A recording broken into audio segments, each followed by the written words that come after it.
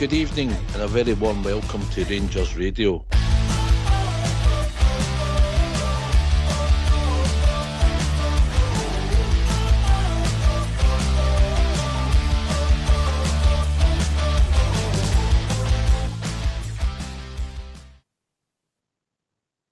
Hello, good evening, welcome to Rangers Radio. Join myself, Ox, you're back in the show this evening.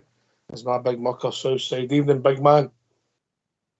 Evening, Ox. Good evening to everyone listening this evening. I'm sure there'll be plenty of listeners tonight. You got your seatbelt well and truly secure, mate. Fastened it in, mate. But as long as people can, if they come on and talk, and we've got a good debate, hopefully, take it from there. Where do we start, mate? Where do we start? You want me to start? You want to start? I've said my piece a wee bit yesterday. Time to reflect. I thought about it long and hard. You? I went home, jumped into bed, shut the curtains. Anybody I know? No, I had a good session yesterday with Albert. Oh, I did hear all about it. Yeah. Aye. You should tell some of your posse to keep away from social media, mate. Aye, is that right? Aye, see, that's how I don't do it. Aye. Anyway, listen, I'll start. I think, listen, we struggled over the pitch yesterday. Yeah, we started well. But it doesn't matter. It's a game of football. It's played over 90 minutes. And to compete for the first 15 and the 45 minutes of the first half isn't great. As soon as they went up the park, we seemed to fall apart. We had opportunities to score goals. I think, personally, that even watching it back, I think Dessers and Matondo would have been getting offside, but that's irrelevant at the time, mate. You're looking for them to score and see what happens. And then there's a big opportunity for me when Proper gets the header back. And you should put it in the mix and then we'll see if it ends up back in the net, because it was a good ball. I think Cherny took that free kick, so he put it in, and for me, it was an opportunity to score a goal, and arguably the biggest moment. Goals change games. They got the part, they got a goal chopped off. I wasn't worried. I thought it was offside the first time I seen it. But for that moment on, mate, help me out. So, well, just what you've said.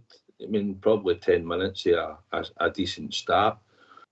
Whereas, in saying decent, it's probably been better than what we've watched for the last few times we've played them.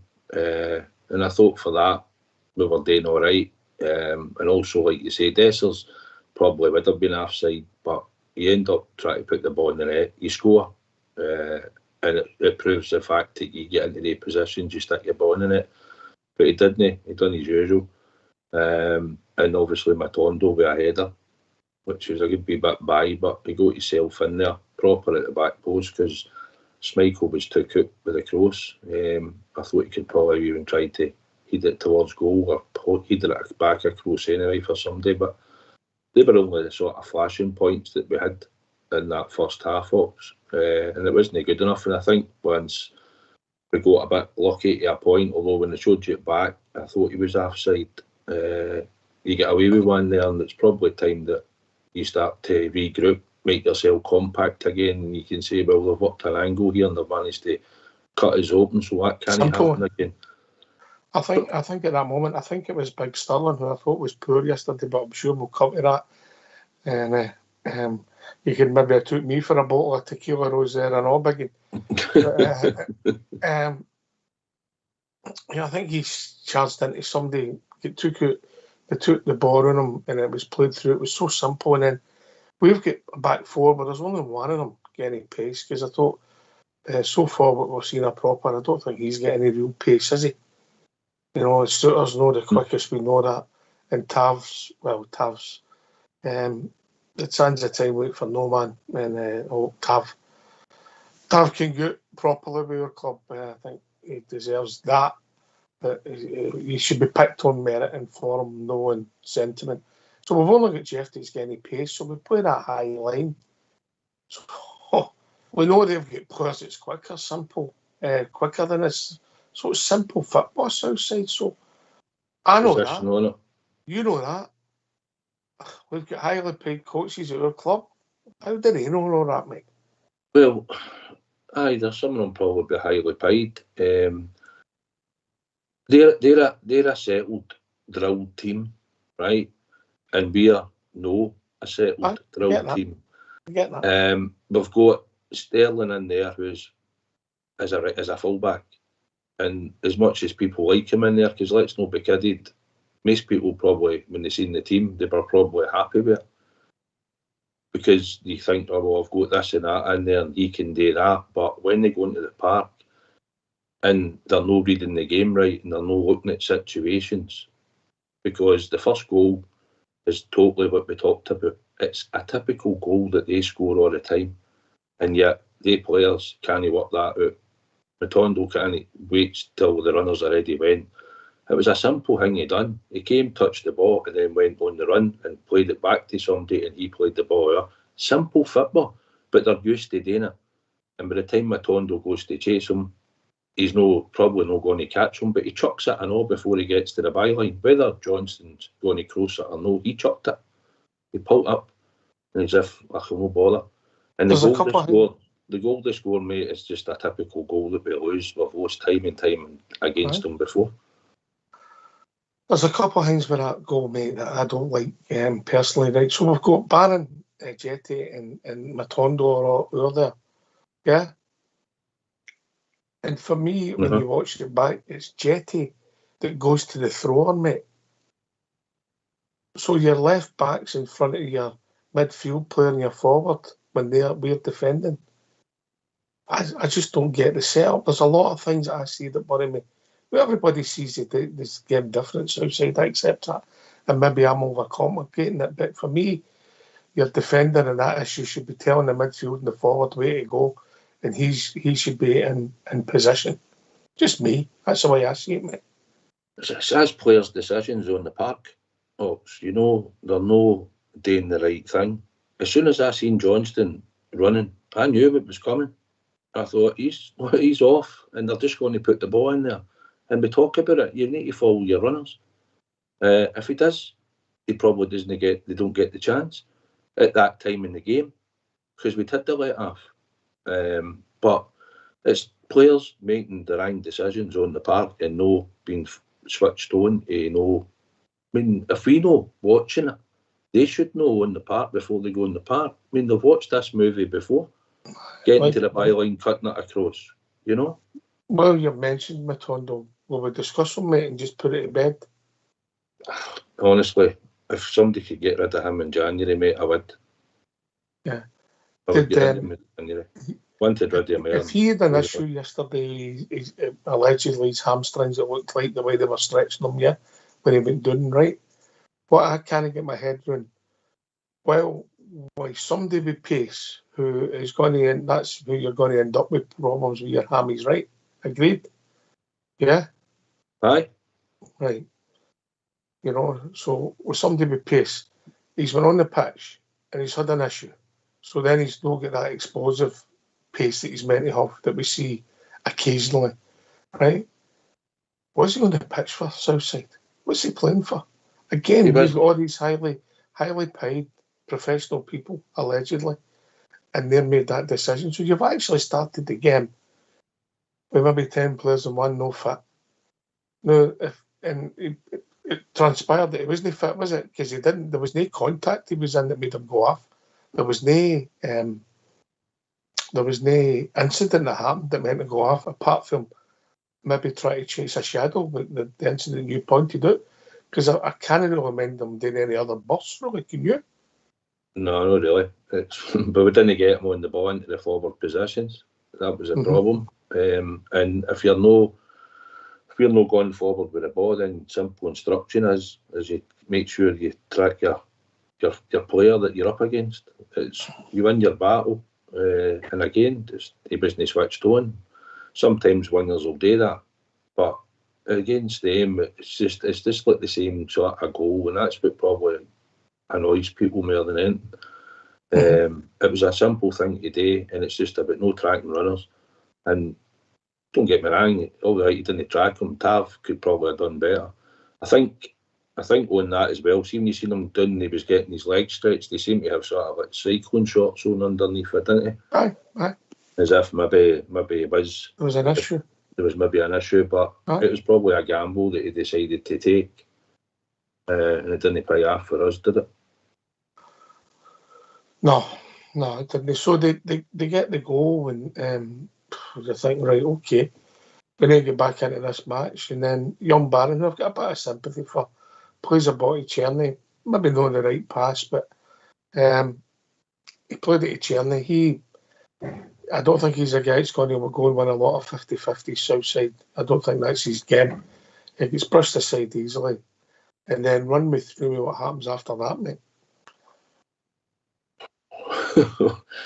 As soon as he loses it, Kyogo's standing in miles of space. Obviously, your centre-back's only going to come right out that far, so nobody's picked him up in the midfield, but he had acres of space to pick the ball. I don't know what Buckland was doing, because when you're watching it, for what they're showing you on the telly, I just knew that when they showed you an angle, when Kyogo got the ball and he'd ran 5 yards, suddenly, as the camera panned, you could see this huge gap. I don't know what he was doing. I don't know why he was so far out. He was so far out of the right-hand side. I've not got a clue. Shocking, big man. The big man was shocking. That goal he lose at that time. We were under the cosh. But he wasn't making saves at that time. They were flashing balls across our box, and they missed one or two, I think, or had close ones, but he wasn't making saves. So that goal was the killer in the game for us straight away. Although we were under the cosh, to lose that before half time, and it was totally Buckland's fault. Kyogo gets plenty of space. I get it. Yeah. You don't tap it. You don't pass a ball into the net with that amount of space. He's an experienced goalkeeper, and I think he just didn't have a clue where he was in the goal. He certainly wasn't far enough out to protect that side. Honestly, obviously the gap was there, and the boy finished it. He done what anybody should do, just pass it right into that big huge space that your goalkeeper's left wide open. It's all right saying somebody could have came and go. I get all that. You could have shot him doing whatever, maybe a game tight to him. There was another Celtic player running by just as he was about to pass the ball in the net, who'd run off somebody who, if maybe the centre back had came to him, he might have just lobbed it into him. But if you talk about where he struck him off in the position of Jack Buckland, terrible, absolutely terrible, mate. Shocking. By the way, for the first time in a big game, if we're being honest, Southside. Listen, in the last 6 months. In the last 6 months, mate, he ain't been great. I think since February, March time. From about then, I think he's been culpable. He's not been coming out and catching the cross balls that he did at the start. And don't listen, he's a good goalkeeper. I'm not going to say he's no, but in the big games, when you're asked to stand tall and be big for your team, and sometimes they gain you points. Many times did Andy Gorham gain his points in games. No, McGregor gain his points in games. But the big game now, yesterday, that goal, poor, really, really poor option. I think he knows it, but it's no consolation. He needs to buck his ideas up, mate, in the games, really. So we're getting just between that goal and half time, they had a glaring chance to make it 3-0, and we're at 6s and 7s. So I'll come to the shape, mate, and you know my views on that. We talk a lot off air, mate, and you know my views on it. So I'm expecting we've made one change. Matondo's come on and McCausland. Matondo's went off and McCausland's come on. Different types of players, and McCausland will only have a bit of a nightmare. Not that I'm blaming him for the defeat. He can never fault his effort. But anyway, so we turned around and we came into the game a bit, and we had opportunities to score goals, mate. You know, the one that McCausland's through and he's got to put back, and then I think there was another one, unfortunately for McCausland, I think he took it off Cherney's toe when he looked as if he was going to pass it in. And if we get 2-1, you get momentum and you don't know how it will go. But then slowly but surely, as the game went on, they looked as if they were going to pick us off, and it happened, mate. They had a chance before it, and then we caught young Barron. And then experience passing the wrong time to McCausland, who I don't know what he was trying to do, Southside, help me out. And then McGregor goes away for Sterling, actually, I think it was, and then it deflects off from Sterling's foot and loops in, it goes into the goal. It looked a better goal the first time I seen it from their point of view. But that was the game done, and obviously you're fearing the worst, you know. And then even after that, we could have scored a couple of goals, but Southside, we were just second best all of the park, mate, yeah? Aye, we were second best. They've got a system that's drilled in the squad for a long time, and we're trying to drill our system or drill a team together to play together. They've got to play a period of time, but in that game, second half, if you remember, Dessers gets a good chance to have a right good shot at goal inside the box and trickles it back to Schmeichel. You know, Suter had one as well, where he had one in the 6-yard box where he hit it towards the goal. And at the 2 points in the game, it was 2 chances to score, and we don't. And like you say, they go back up the park because they've been threatening us in certain situations, and the sort of ball that Barron and McCausland get mixed up with as it breaks, and as soon as McGregor runs across, he sells Sterling and off slightly, looks as if when he gives him a shrug, he shoulders. Sterling sort of doesn't know what to do, and it's just as he goes by him, he fires a shot. It might, I don't know if it went in, if it hadn't took the deflection, maybe made it a wee bit wider, but it might have went in. The fact is, we let him run across our box and get a shot in. And that's when you lose goals like that. You've got to look at you look towards, even when you lose the first goal or the second goal before half time, you need to have leaders. We need our leaders in our team. And now we've got a young group of boys. Young group of boys. There's a couple in it with Jeffy. And you know, Diamondi. After that, you know, you've got Tav, Butland, Proper, who are all over 30. Bessers is around about 30.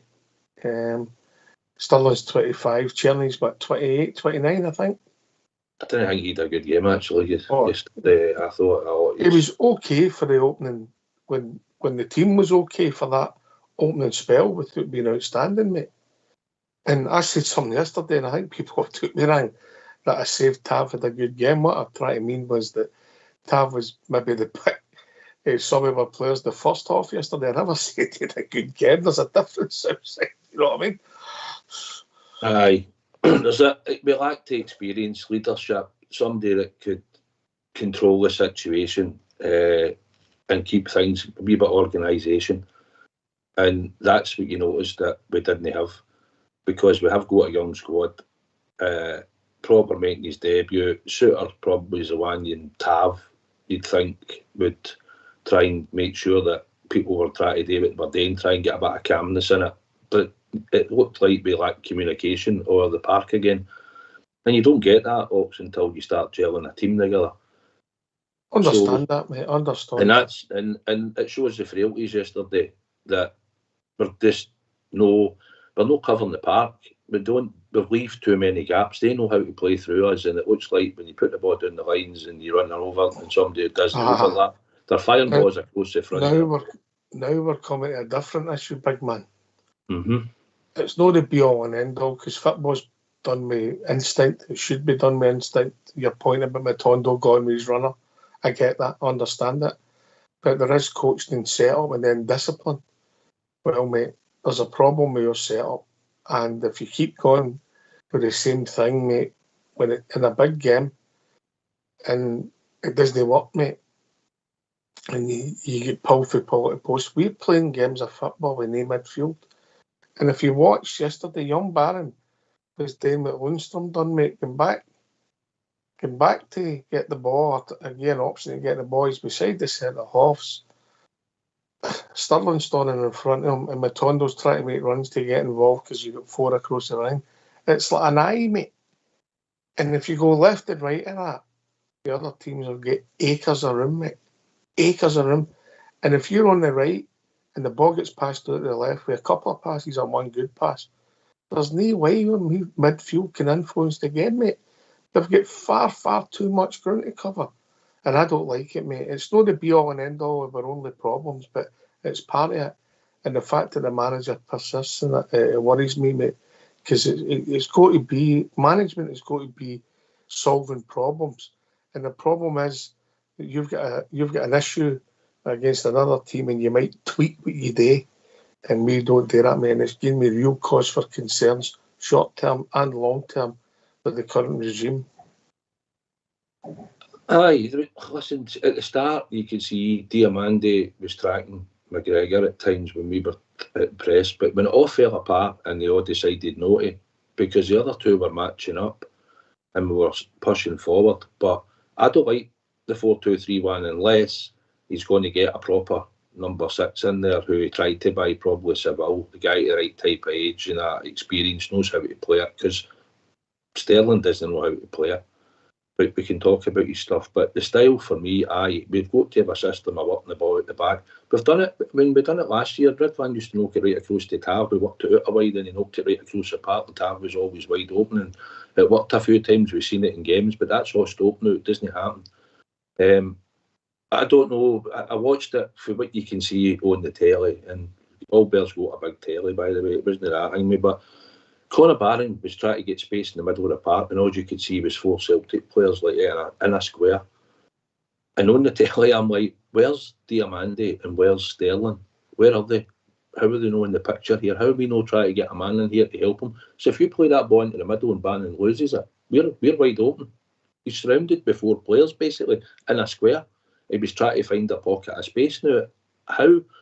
Because normally what would happen is it go left and it would just go up the line. So I don't know. We've got somebody in to help come on. He brought in to do all this, working on tactics, working on defensive shape, off the ball, on the ball.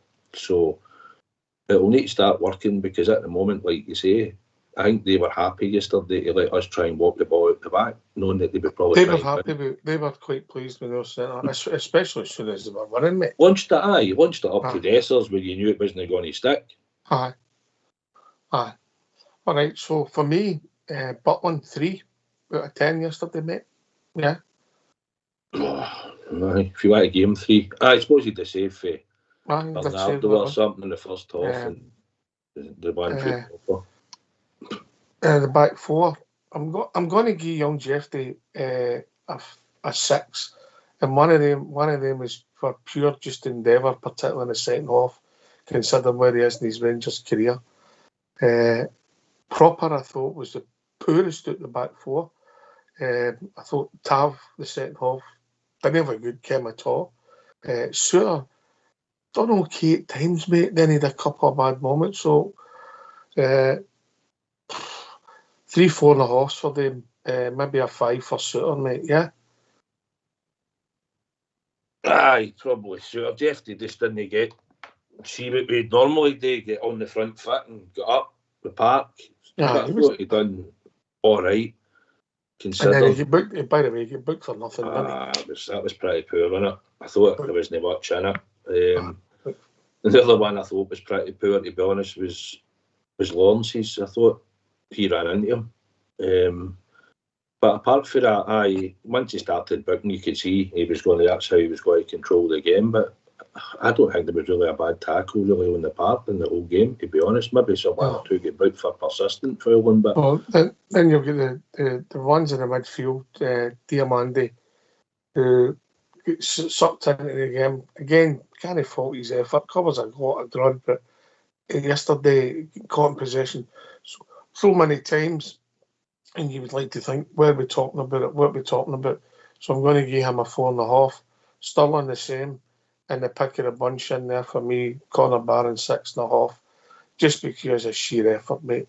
Yeah, I know he was involved in arguably all their goals. He was over there at the left when the throw went down. He was obviously made the pass and then obviously played the part in Matondo, but he just kept going without doing a lot, but then Cherney, I thought after the 15 minutes he'd been as well sitting in the stone, so I'm giving him a 4.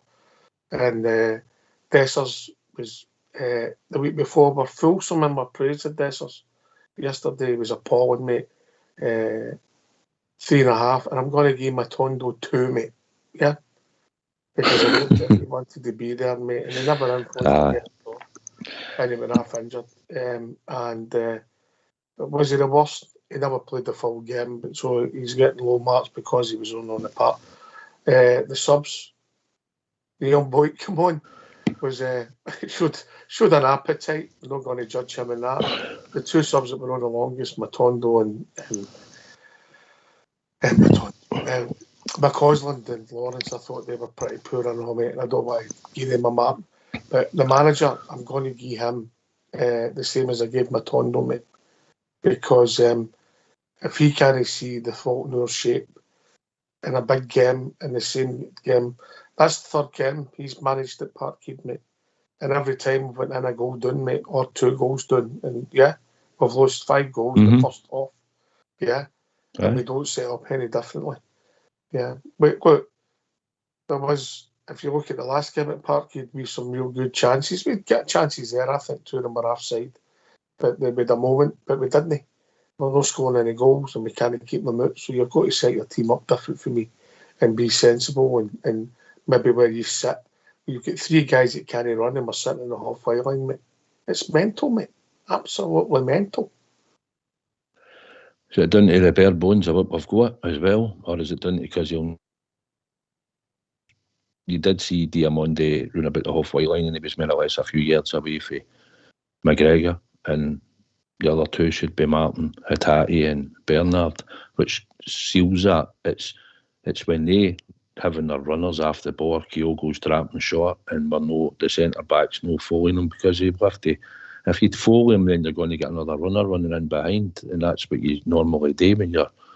So we weren't doing that. We were trying to sit with the 4 at the back, but you're letting the gaps go through the boys. You play ball right through your defence, man. It's as if they know how to do it, because they're drilled and that's how they play their system. So we should look at better combating it, and we should have set up different. But he's chose not to, and that's what he'll be judged on going forward as time goes on. Is this 4-2-3-1 going to exactly work going forward once we've got a mere? Well, we've got what we've got now to January. So I mean, listen, we don't know what we've got, and better Rangers teams than that have had worse result in their place. But mate, you're judged in these big games, and that's apart from the cup final. We've been doing it. The 4 other games, league games, we've been doing it half time. Yeah. Aye. Listen, we've got to judge it to a point, right? But you've got to also understand we are trying to rebuild a team. I get that. Right. So people will come on critical, probably, and we can all pick faults. You've picked faults, I picked faults. I mean, still could see the big hole in the middle of the park yesterday at times, right? So you know it's there. So you think, well, why? If we can see it, why can he not see it? You can see it at the games when you go. So it has to be addressed. So I don't know what he'll do unless he be stubborn and sticks to the 2 and plays the 3. Then once you get the 10 that's better than the 10 that we're playing, might give you more an influence in games. I don't know. We'll need to wait and see until he gets the players. But there'll be a few probably want to just chop him the now and say, we'll get rid of him. But that's not going to be the answer. I would just go for the next group of games, maybe go next 12 to 15 games, and then judges where we are. As am I seeing improvement in players? Am I seeing an improvement in the system? Is he making somebody a better player now? Is he more consistent? Because we have to bed a team down. We'll have to embed a team that he's going to play now going forward, because they all need to get this understanding and gel as a team.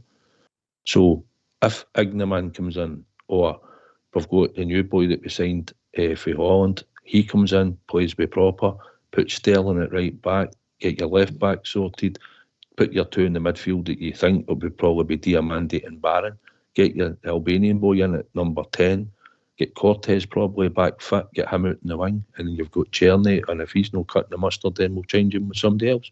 But you'll need to get a settled 11, mate, and then see how they're going to play. But we need to be getting points in the league. But see over a period of time, have we seen an improvement in this squad? Because yesterday, the test shows that it's not good enough at the moment. But we still had players missing that we'd like to have added into the squad that have been out injured, probably having a mere game time. I'd seen Cortez play yesterday. Whether it made any difference, not got a clue. But we're going to see him coming back, and we're going to have players back. I thought Raskin, although the game was done, I thought he'd done all right. Yeah, it looked more a natural midfielder. Listen, as I'm sure before we open the phone lines, me and you all need to talk about Sterling. I thought Sterling was pretty poor yesterday, and his natural instinct was to go to the right, and you want him to go into tackles, and once you get booked, mate, your point about he become ineffective. And again, it wasn't wasn't much of a booking, was it? There was a coming together. Guy went down and he gets booked. You know, I told you you'd get booked, didn't I? You did. You never got them all right enough. You mastered him, didn't I? I was waiting for that John Scales, but we actually never troubled him, so he didn't have to kick any. I mean, we weren't up the part often enough. Listen, we've tried to spin Dessers and his control and his leading in the line. You know, it was poor yesterday, wasn't it? It was poor. Everything that we talk about on here is negative about CD9 and his overall play. You seen it yesterday. Everything, yeah. Can he hold the ball up? And I know there was gaps between midfield and him, but come on, you get the ball, you get it in your feet. Even if you need to go back a few yards and then lay it off, his control was terrible. Doesn't he run in the side? Doesn't he run the channels? Gets presented with a chance and still can't finish it where he had been of late. And then probably might have been offside, but he still didn't finish that chance. He done the hardest bit yet. I thought it was chopping to get the chance to shoot. And just, it's no. Listen, he'll score goals and that, but when it comes to games like that, when you stick the ball up the park, it can't just come straight back. And unfortunately, just seen what his limitations are at times. Looking for him to carry out that job. There was a lot of things summed up with performance yesterday. He was obviously one of the guys. There was a moment in the game that summed it up for me. And I know that Tom Lawrence has got football ability. He's no pace, and whether he's the answer for us, I think that he might not be going forward. He's part of the squad and he will get game time. He was running through in the second half in the inside left channel, mate. I think there was a pass. I can't remember who it was to. I think it was to Dessers. He took that long to pass it. Their centre forward ran back and took the ball off him. He either shoots or passes it, and that moment just summed up the whole game for me. It's not the defining moment in the game, but if you get my point, it summed up the whole game, mate. Work rate, total work rate. No running off the ball, chasing back, doing the dirty side of the job, and that's what we lacked. We didn't have enough runners' commitment. We just looked a wee bit disjointed at times, and you lose a goal up there. Listen, I've been up there many a time. You lose a goal up there, even going back to when we had decent teams that were playing up there and could still win. There's times you have to take the storm at times. But you need experienced players to be able to tell the rest where to go, where to be. And it didn't look like we were getting a lot of instruction on the park between all the players. But the players should be able to tell each other. They should know what they're doing. But probably when you've not got the combinations, you split the combination up again. You stuck Diamonde further up and you put Sterling in there, who showed his limitations. As you said, he got the ball out on the right yesterday. For what you could see when he received the ball, he just had to go forward. He stopped, he looked about and he passed it back. And I says to Albert, there you go, look, he's not even driving forward with the ball up the line or trying to come inside and link the play. He's just thought, I'm passing it back. That's not what we need in our midfield, but he's a defender. And you've promoted him in there because he's got certain attributes, but he's got no footballing ability in there. And when you need to create, but when you need to create options in a game like that, he didn't even have a good game on his, if you like, his strong his game. Yeah, it was a lot of them didn't show up at times in the game. There was one or two. There was wee moments in the game where some of them done all right for a period of time, but no for any long periods of time, mate. No. Right, listen, we better get his phone lines opened, Aye, might as well. All right, let's hear from him. Why don't you give us a call on 0141 356 1972. It's your show, it's your platform. Let's hear from you.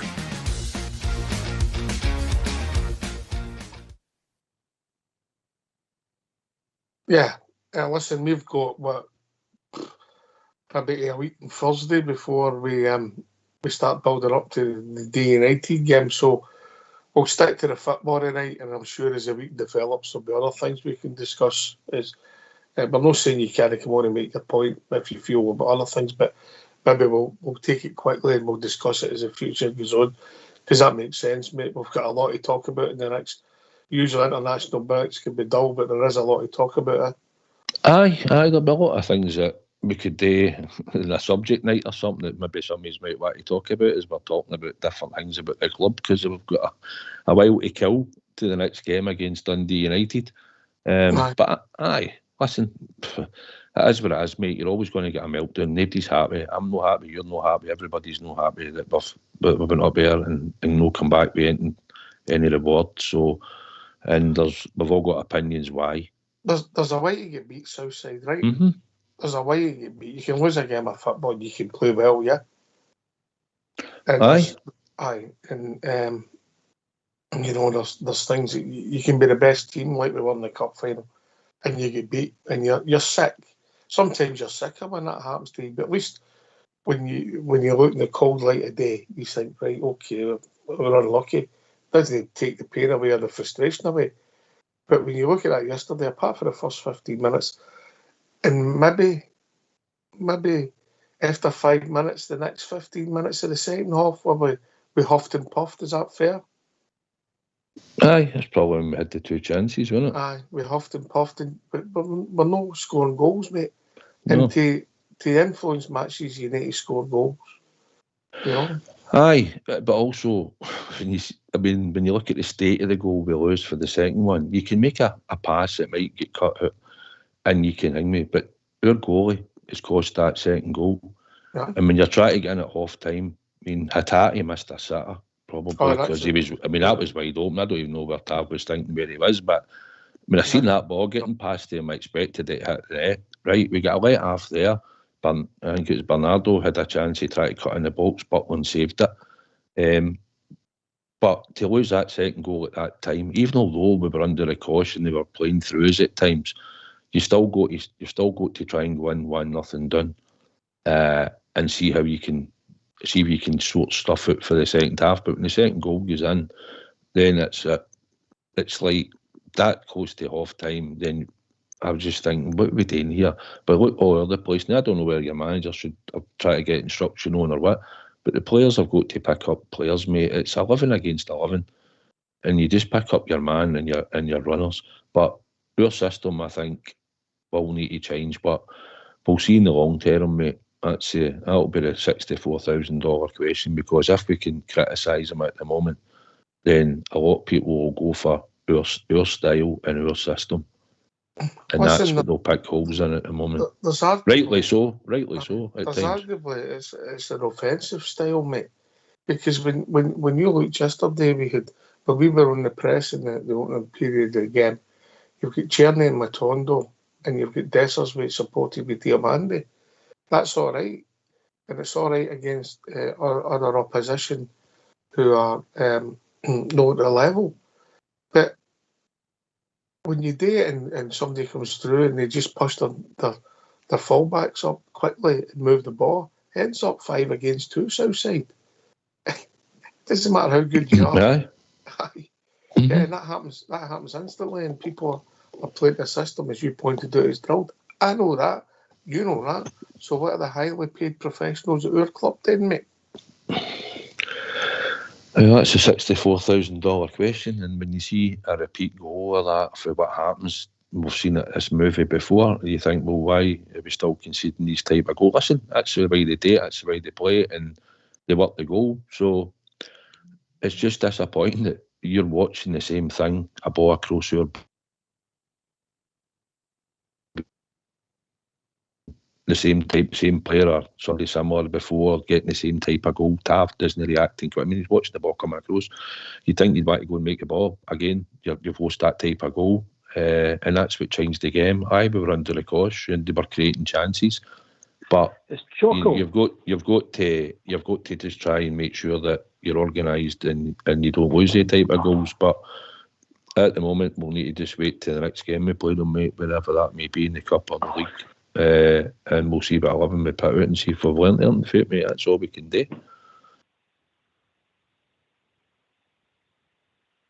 Anyway, we've been joined by Jock. Evening, Jock. Good evening, gentlemen. Jockey from London. How are we? How are we doing, mate? All right? Still problems at the back, but You personally or our team? Oh, mate, both. The injection hasn't worked, unfortunately, so it's back to see the doctor. Probably wee operation. Yeah, but we're getting on with it. That's all I can say. Heads up, getting on with it. Your team, your life is mirroring our team, Jock. Carry on, mate. Oh, listen, it's shambolic. Look, we've seen pre-season. It's the worst pre-season I've ever seen in my life.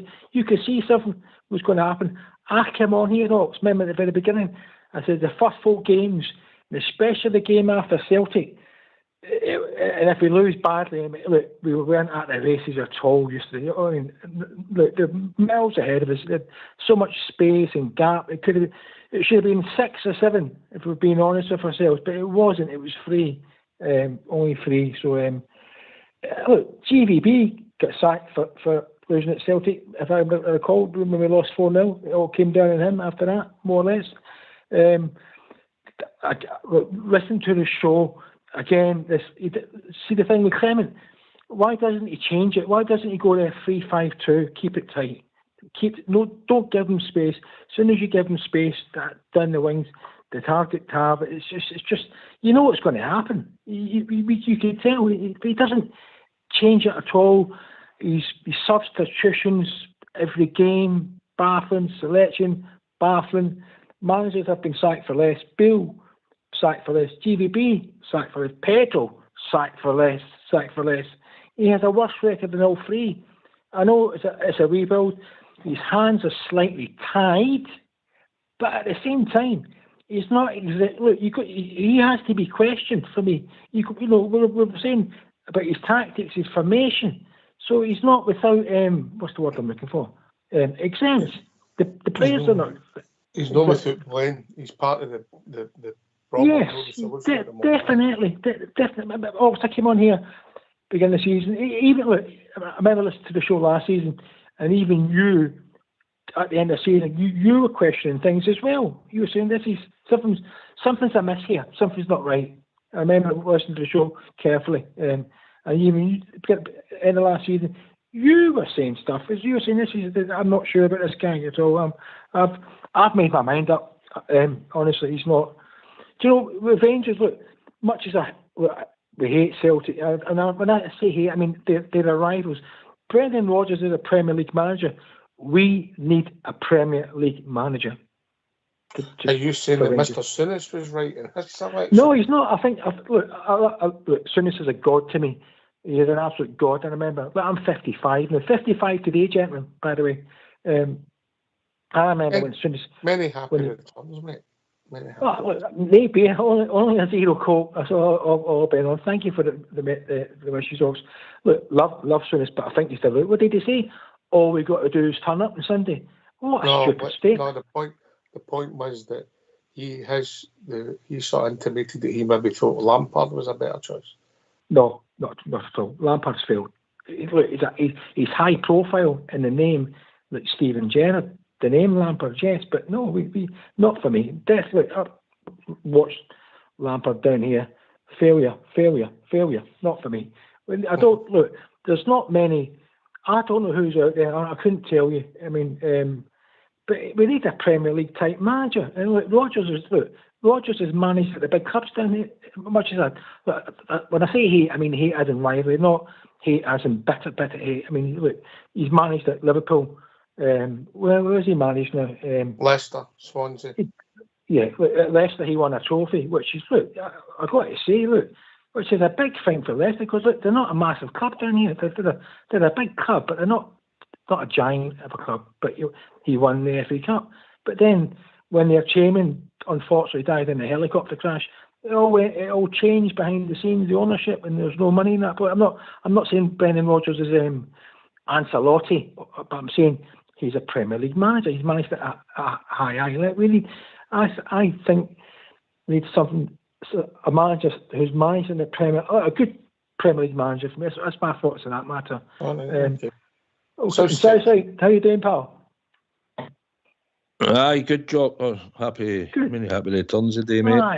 There's a spot for you in Sky Telly, I tell you. Aye. After 12 o'clock.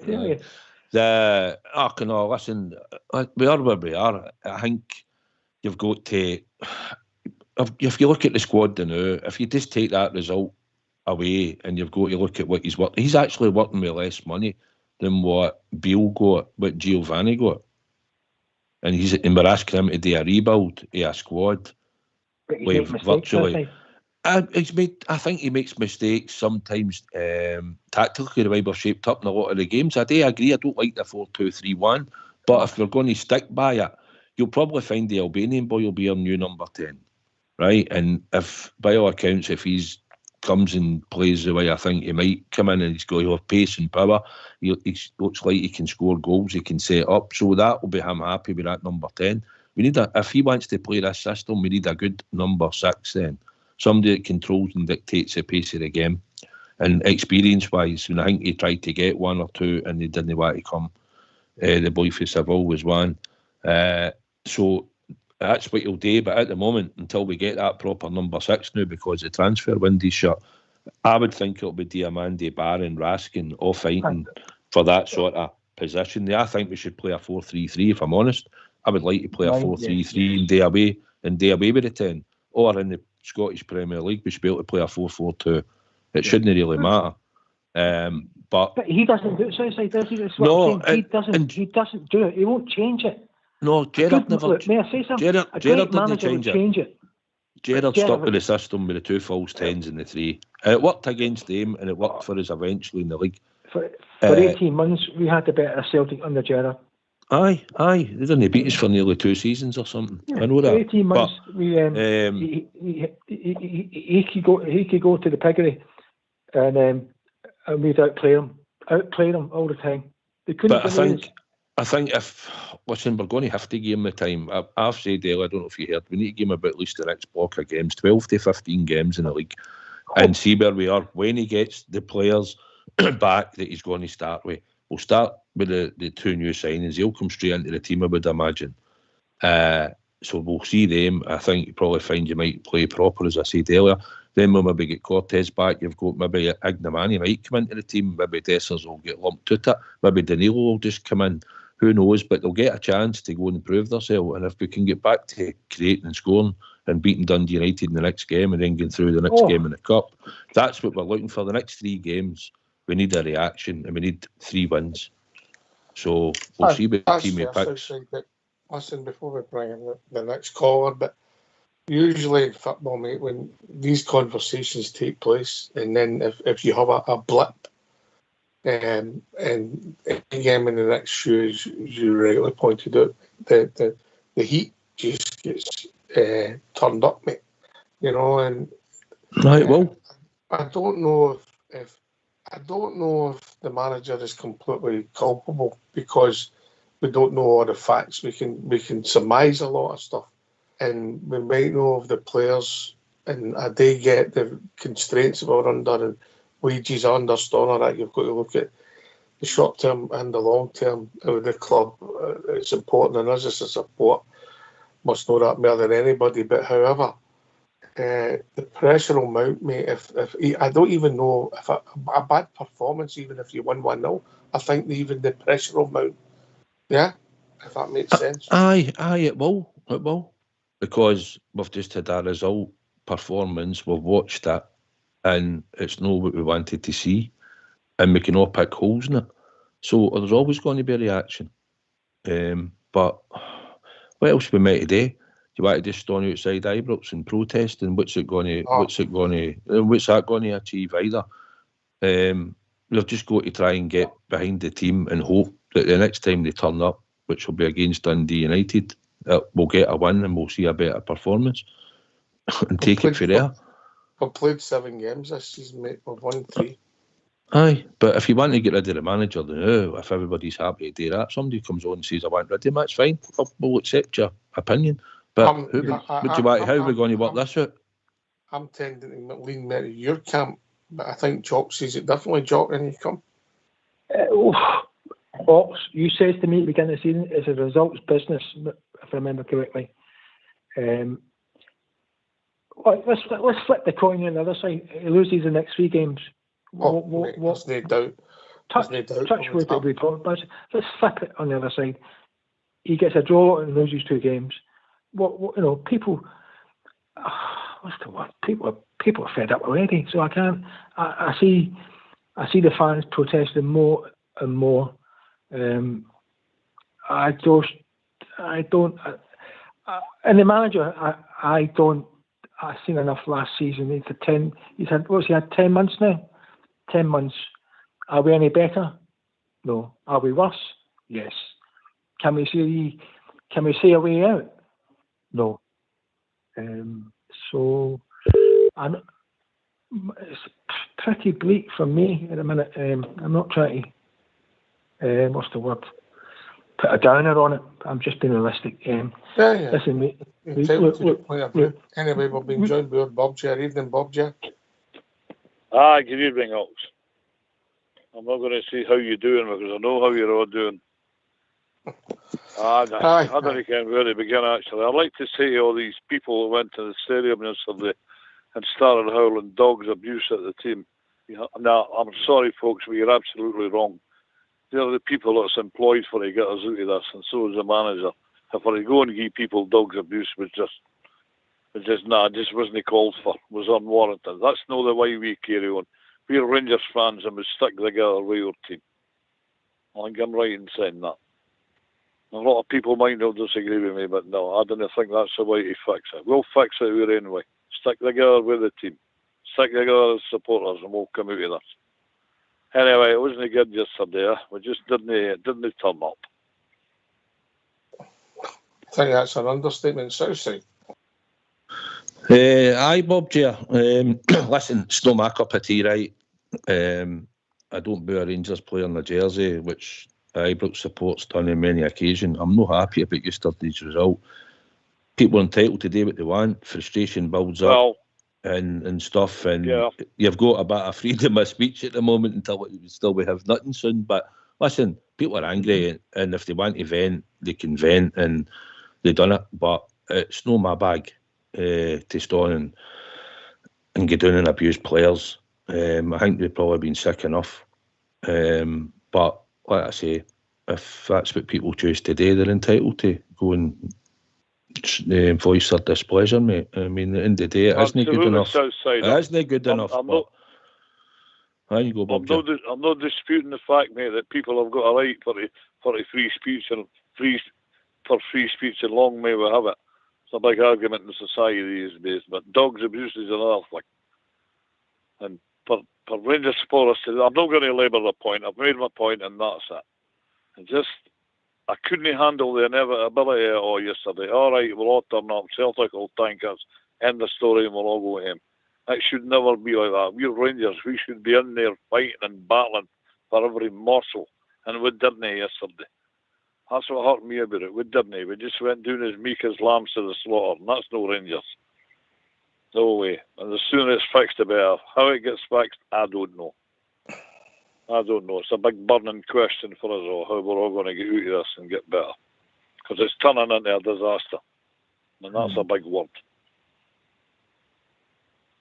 I get it. Obviously, when we have a bad result against them, Jock, if we're honest, sometimes we do go OTT.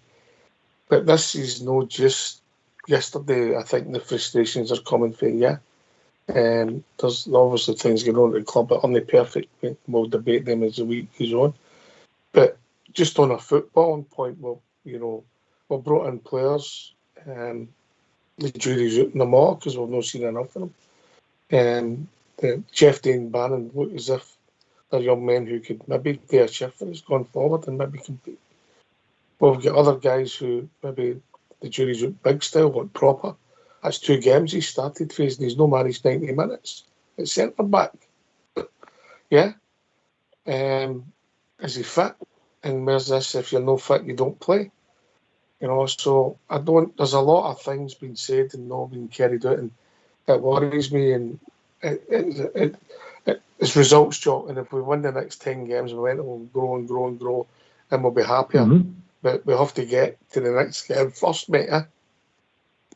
Well, and what Clement was saying, let me get to October, but time, October's a month away, we might be 10, 12 points behind. More. I'm just saying, supposing things don't go according to plan, that's how it's going at the minute.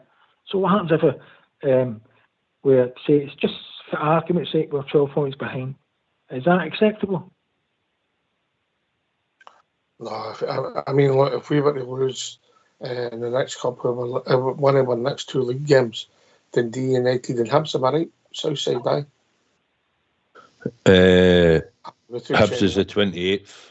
Aye, so that's Dundee United is the Sunday the 15th. Aye. You know, obviously we'll be brilliant in October because Mr. Clement said it. Southside, didn't he? Aye, he did. Listen, it gets took out of context. Probably he's probably thinking, but he knows what's happening in the background with the players that he's seen coming back. He might be thinking Danilo will be a lot better. We'll have Cortez back. We've got Ignomani been training. He's up now. We'll maybe see more of him. He might become a player that we've not looked at, seen really, and he might go out there and do well for us. He's probably looking at that and the additions that he was trying to get in the door, thinking that we'll have a better squad. So I'm hoping the team will be better. Listen, when they first came in, we were on a decent run with the team, and that was with the old players. It's always a reaction after a game against them, and at the moment we weren't ready for it yesterday with the players that we've got in certain positions. Even Ross McCausland coming on and getting into the left-hand side of the wing, you know, no ideal. But the manager obviously seen that that's who he was putting on. So you could maybe question things like that. But I think going forward, the way it is, he'll no last if he lost 3 games, Jock. But listen, if everybody wants to think that way, listen, the board might just say, no, we're not getting rid of him. But there'll be an outcry. But at the end of the day, it is what it is. We've got a squad now to January, and we're just hoping that he'll start getting them to start playing better, and we'll start winning the games as we go forward now on a run. We need to go on a run of games now and be winning and try and see if we can see improvement in the performance and in players going forward that way over the next 2 months to say. Can I ask a question, Southside? I'm going to go to Jock first. I'll keep you in, Bob. Okay. It's a quick answer. Brilliant. And just Jock first. Do you see a connection between, I'll say, the coaching staff and the team, or do we look as if we're scripted to a whiteboard, and you've got to do that, i.e. the zonal marking, and is there a connection between the team and the manager? That's maybe simplifying it. Do you see it, Jock? No. Here's a question to you. Do you think they've been coached good? I think I've made my feelings in that for a long time. I don't think they have been coached good. I think I've got problems with the throw-in yesterday. I've got problems with the zonal marking. I've got problems with the shape in certain games. Yeah. Everything you just said there, I agree with you. I think the coaching's awful. I think I don't think there's no fight, there's no iron in the team. There's no. That's a different thing. The minerals are a different thing. Same question to you, Bob, Jeb, before Southside switches up. Before we go to tune. You've seen a sequence of events with players that have went away. You heard Todd Cantwell's comments, whether they're true or not, I don't know. If you're saying there's a rift between the manager and the squad, I think that's a possibility. Aye, I'm not going that far. I was saying, do you think there's a connection? Which is a different thing. I don't know. There's only Mr. Clement can sort of answer that, I didn't ken. We're purely speculating. Southside? Your style of football and whatever you do mirrors your manager and your coaching staff. That's what it is. The only difference that I agree with whatever Knox has said. We've spoke about it privately, and we've spoke about it on here. I see the same faults as he does in the system. But at the same time, we don't, and especially the zonal marking. I mean, a lot of teams do it. Listen, there's a lot of teams better than us out there that do zonal marking. A lot of the teams in Europe will do it. But I don't think it suits us, and I don't like it. Never liked it. I think you should pick your man up, and that's how you should do it. So the now, I think he's just got to. He's won 3 leagues, and he knows he's won 3 championships, so he knows how to win a league. And I just think we need better quality in certain positions and a good few positions going forward. But unfortunately, as I said on here, if he gets the time, he'll need 3 transfer windows. He's got one, he'll get January, he'll get the summer. And then that's when you would see a complete difference in this team, and you'd expect it to be a lot better. I'd like to hope he'll add in January if it's available. If he's still there, as people will be screaming, he'll not be there, well, we'll see. But all I want to do is get Rangers back to winning ways, mate. That's it. And then the storm will calm down a bit. Always, mate. Always. If the next game, and I don't know if it's a good thing in international cricket or a bad thing. Anyway, gentlemen, if you don't mind getting yourselves on mute, because we're going to have a tune.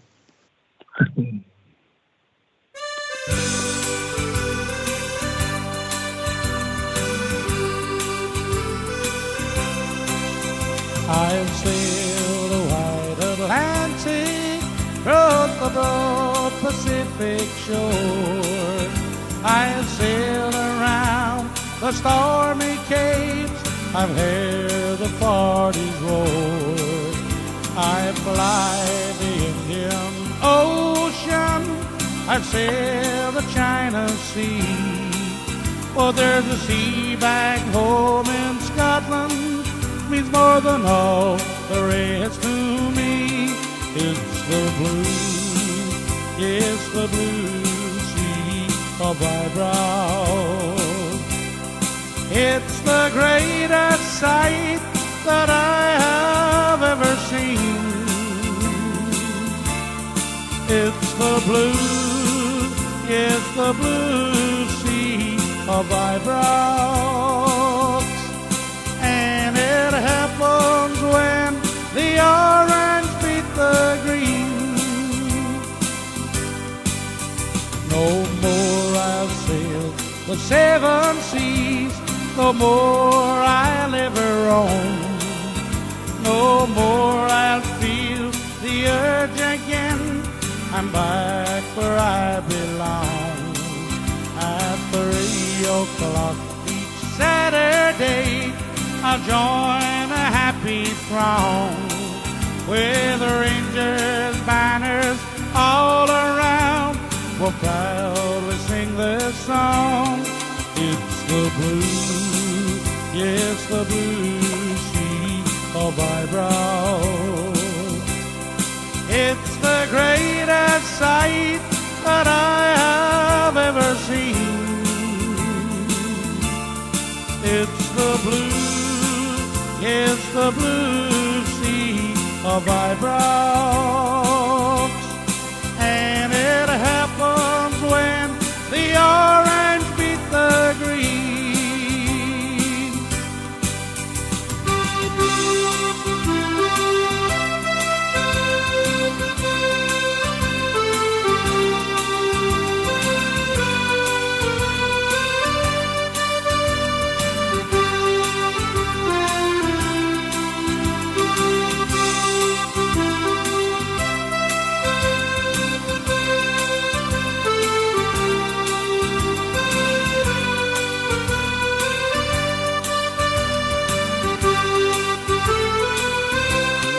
It's the blue, yes, the blue sea of my brow. It's the greatest sight that I have ever seen. It's the blue, it's the blue sea of my brow. And it happens when the orange beat the green. And it happens when the orange beat the green.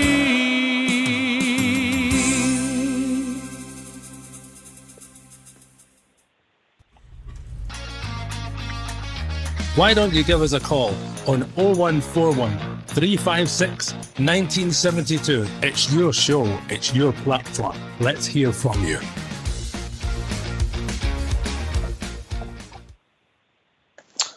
Thanks for the call, Maureen. I know that's silly.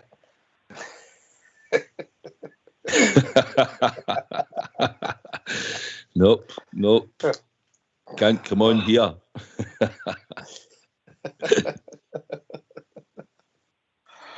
We're no wallopers. Talking about wallopers. He choked on it. His message me and said he choked on his rolling chopped pork when somebody said you pay these Sky Sports. He said he wouldn't even go on Love Island. Listen, I'm not hitting it. Big Southside all day long, Sky Sports, all day long. Oh, yeah, you're going to laugh, aren't you? Just as well we can laugh. We don't feel like it, huh? Yep. I don't know. I've never listened to one of their shows, whatever it is, on their podcasts in my life. Or, I mean, I don't know why you would even bother. No, I suppose if you're obsessed, you're obsessed, innit? I suppose you can't change it, can you, mate? No. Listen, just getting back to the performance yesterday, and we talk about the shape, we talk about the forward line.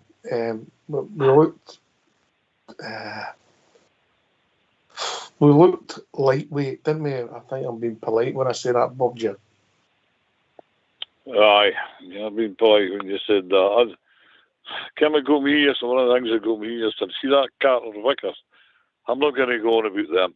He's had 17 clubs in England, and he was here. I watched him yesterday, and he walked through that game. Walked through it. Is that all the pressure we can't even exert any pressure on him? And that skills. I'm not going to go on about them. Like I say, I'll mention them, that's it.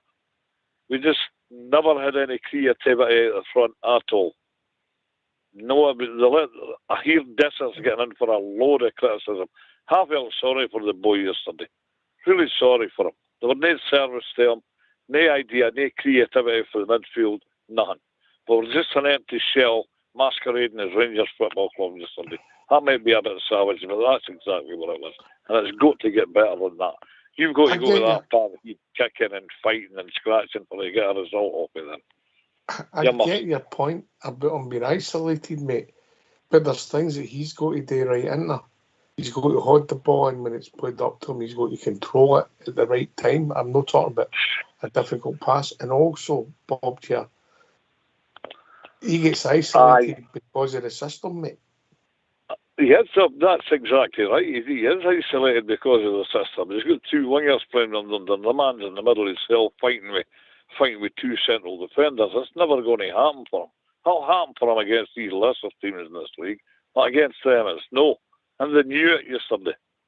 You've got to give them, well, I wouldn't give them credit, but they got it exactly spot on yesterday. They knew what they were doing. They went with the two wide men at the front, the tore us to bits time and time again. I was lucky. I was glad to get out of that with 3-0 yesterday, and I'd dare say the rest of you said the same. That can't continue on, because it's got to get stronger, got to get better, got to get more organised. And I didn't believe in sacking a manager and tearing up a squad. We've done that. We can't afford to do that again. As Southside says, we've just got to use these transfer windows. It's going to take time. We're Rangers and we want things immediately, but it's going to take time for us to get better. And we've got to get on a par with them before they start winning honours again. Because we've got a very disconsolate, downbeat support and very disconsolate, downbeat club at the time. And we've got to get some air atmosphere about it to get it lifted again. To be Glasgow Rangers again. I thought we were when we made it to a European final, when we won the league. They're starting to make noises about that now. You only won it because it was a COVID season. No, nonsense. We won it because we were the best team that year. But it's went downhill rapidly since then. And that's the $64,000 question. We all want to know why it's went downhill so rapidly. We should have been better. We should have been moving on. And that's 2 managers ago. And we can't afford to do it again. So that's my frustration. 3 managers ago. 3 managers ago. I forgot about Bill. You better forget about him. I'm sure we'll debate that as the week goes on. But getting back to my point about the number 9 Southside, I get Bob Jair's comment that he's isolated and wasn't a great service, but there's other things he's got to do better, isn't he? I said earlier on, Bob Jair, everything that he's no good at, he showed you yesterday. You know, he's not holding the ball and he's not coming off his man come short to try and maybe take the ball. He's not running into the channels. He's not looking for a ball at the tap. He's not very good in the air. You know his limitations. Sometimes you don't see them all in the one game, But yesterday, we seen them all in the one game. Even when he gets the chance to score, he can't bury it. Whereas the last wee while, he's been decent. But we know he's got these flaws in his game. Now, whether he's better with two, somebody beside him, that's seen it happen. We've seen him play up there once or twice. There's been two strikers flung on at a time in the past. But on the whole, he was there to do a job, had the ball up when we had to play long, had it in, look for people to run off him or had it up enough to lay it off. And he didn't do any of it. And like you said, Carter Vickers, Scales had a field day. He didn't trouble them really at all, apart from the one chance where he was possibly offside. Score the goal and then get the question asked. And it gives the team a lift to show that you've been up there, you've created something out of nothing and you've scored. But it didn't happen. So, aye, listen, he's no the finished article by any chance, any manner of means. He's no the best striker we've got. Well, he is at the moment because there's nobody else come in and proved otherwise. But going forward, you're hoping that Danilo Ignaman, the new boy for Albania, come in. You're hoping and Cortez might come back and you maybe get something out of Czerny and you'll maybe have a threat up there. And that's what you've got to look at going forward. It's how they react now going forward. But yesterday was nowhere near good enough. We're miles off it. We can see where the problems are. The system probably is a start of it. It probably contributes to the main part of it. But we're nowhere we are now. And that's because we're trying to rebuild a whole team and squad. And he's doing it on less money than what any other manager in the last two have spent on the team. He's had nowhere near the money to spend on the team. And we're asking him to do a rebuild and win and beat them and keep the momentum going. Right. I believe that man's managing Rangers with both hands tied behind his back. Not one hand, both hands tied behind his back. And I like him. He's a decent man, he's a decent manager. And in the end, I hope he proves it. I do, I really do. I like Philippe Clement. I think he's a good man, he's a good manager. He's in a bad situation. Let's face it, he's done with a big club, it's not got any money, it's not got it's got a half decent squad, but that's it. Give the man time, that's all we can do, because we cannot, as I say, I'll repeat myself, we cannot afford to sack managers and tear up squads again. That costs lots of money that will no go. We'll just have to grin and bear it for the near future. But for Rangers, we make the man, we've got to win games, Yeah. Jock, I think you see differently, mate. Well, yeah, totally. The pressure managing Rangers is always going to be there. You have to win no matter what. All managers, previous managers have had it. From Souness, from Smith, if they didn't win, they were getting penalties. It comes with the job. He has to accept it, but at the same time as well, he has to accept responsibility if things are going wrong. Then he needs to look at himself as well. Look, he does come across as a great man and a gentleman, you could say. But listen, you see it used to I totally agree. But it's freedom of speech as well. Players getting pelt, players getting abused from their own fans. It's not a nice thing. The fans are venting their frustration. But managing Rangers, it's a big job, and this is what comes to managing Rangers. Listen, I'm not convinced by Clement at all. I don't think he's suited to our game. He seems very stubborn to me. I've got a question for you, Joe. Who do you get? One second, please. 1 second. Great managers. Look, going to that arena yesterday, Walter Smith would have went, too much space here, 3-5-2. Let's nullify him. Smith's still here, mate. But I'm saying he had done it. He would have went 3-5-2 straight away. Change it. Far too much space. But, I'll wait your question time, sir. Well, I mean, fair comment on you, Joe. You're a Rangers fan like me. What you said, mate. I appreciate it. But who do we get as a manager? Have we sat Clement? There's no. There's a big question for you. We all know that the Rangers will come to pressure. And this guy you get in, if he has a bad result or a couple of bad results, then back comes the same pressure. We're back to square one. I totally agree with you on that. But I say when I come on the show, we need a Premier League manager who's managed in that league down there. Brendan Rodgers has managed at Liverpool, he's managed at Leicester, he's managed at a much higher level, and it shows. Fortunately, it shows. So I don't know who the best Scottish manager in Scotland. Would you say it's McInnes? The best Scottish manager in Scotland. Yeah, but I'm just. I don't. A while ago. Yeah, but sometimes maybe it wasn't right for me. I've argued this point with my other friends. Maybe the time wasn't right for McInnes to leave. You know, maybe the timing was all wrong. I was told by a Rangers fan that the board would pick McInnes' signings, and he wouldn't. That's why he wouldn't take it. Wouldn't have it. So maybe that's just hearsay. I don't know, but I just think he needs a Premier League type manager for me to manage Rangers. Come on, no, I don't. I see it ending in tears. I really do. So hope it doesn't. Also, we want success at Rangers, don't we? We want a success at Rangers. We want a great Rangers, like we've all been used to. But I don't see it. Just don't see it happen under this man. He's so stubborn in his ways, and great managers change things. He doesn't change things for me. That's all I'm going to say. That. Well, you're entitled to your opinion, Paul. Entitled to your opinion. Yeah, we all see things differently. We all see it through our own eyes, and you know, we can agree to disagree. Here's the start for you, Southside, and you wonder where the pressure's coming through, because obviously we went to Hearts, we played them away, the fixtures as well, and but in the last 22 games, we've no won 12 with them, mate. Aye, that's our stats. It's I mean, I could fling a couple of stats out there that I would like to fling out because it doesn't look good. But at the end of the day, everybody's entitled to their opinion. We just want the best for the club. I'll put a scenario to you, right? Say we sack him in the next 2 weeks, right? We play Dundee United, we get beat, we get the cup, and everybody goes, right, he has to go. So we sack him, right? So that's us pining our manager off, fair enough. So what happens if we bring the new manager in and he gets 2 defeats off that mob before the end of next season? Well, the same people, and we're not doing so well, you maybe have to wait and try and get the players and play this different system. Takes a bit of time. You're back to the same scenario as what you were. Do you know what I mean? You're on that wheel, I get it, mate. Aye, and we've been on that wheel. We've been on that wheel too long since Gerrard left, mate. I just said that to you 2 minutes ago, so. Aye, 100%. Just go round in a circle, mate, and we can't keep going round in a circle. That's where the pressures came from, and that hangover for last season still no lifted. It's still no lifted. Yeah, no. Does that make sense, Jock? It does makes a lot of sense.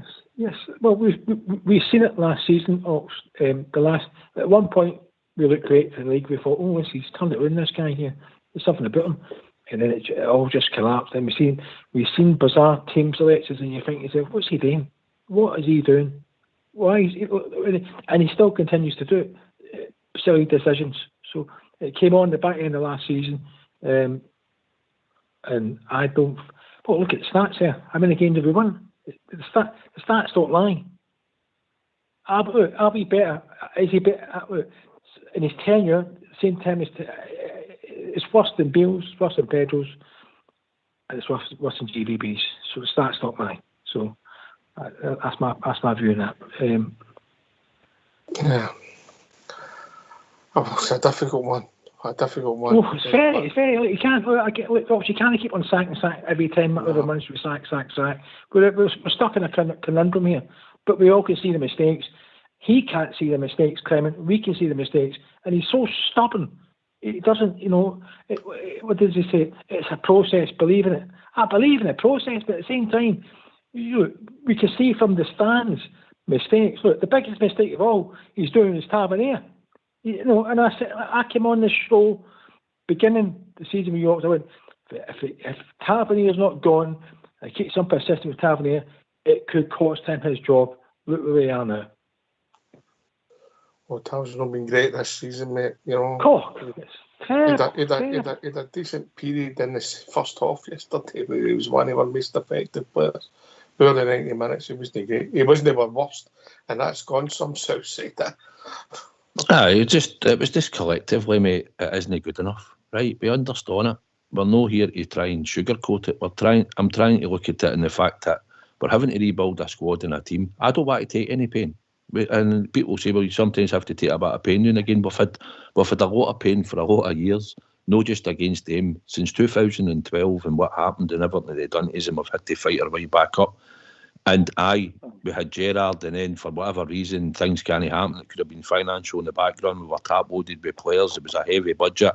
We know all the reasons it could have been done here, there, and everywhere. But we've chopped and changed the managers umpteen times, and we're back to the same position where people are now wanting to change the manager again. When everybody's entitled to their opinion, and they might be proved right as time goes on, or someone might be proved wrong. He might change the system up and it might help us. Who knows? But managers are stubborn. They pick a system because that's what wins them football games, and they stick to their principles most of the time. That's what normally happens. Gio certainly changed it in Europe when we played. Went to a back five without question. He would do it.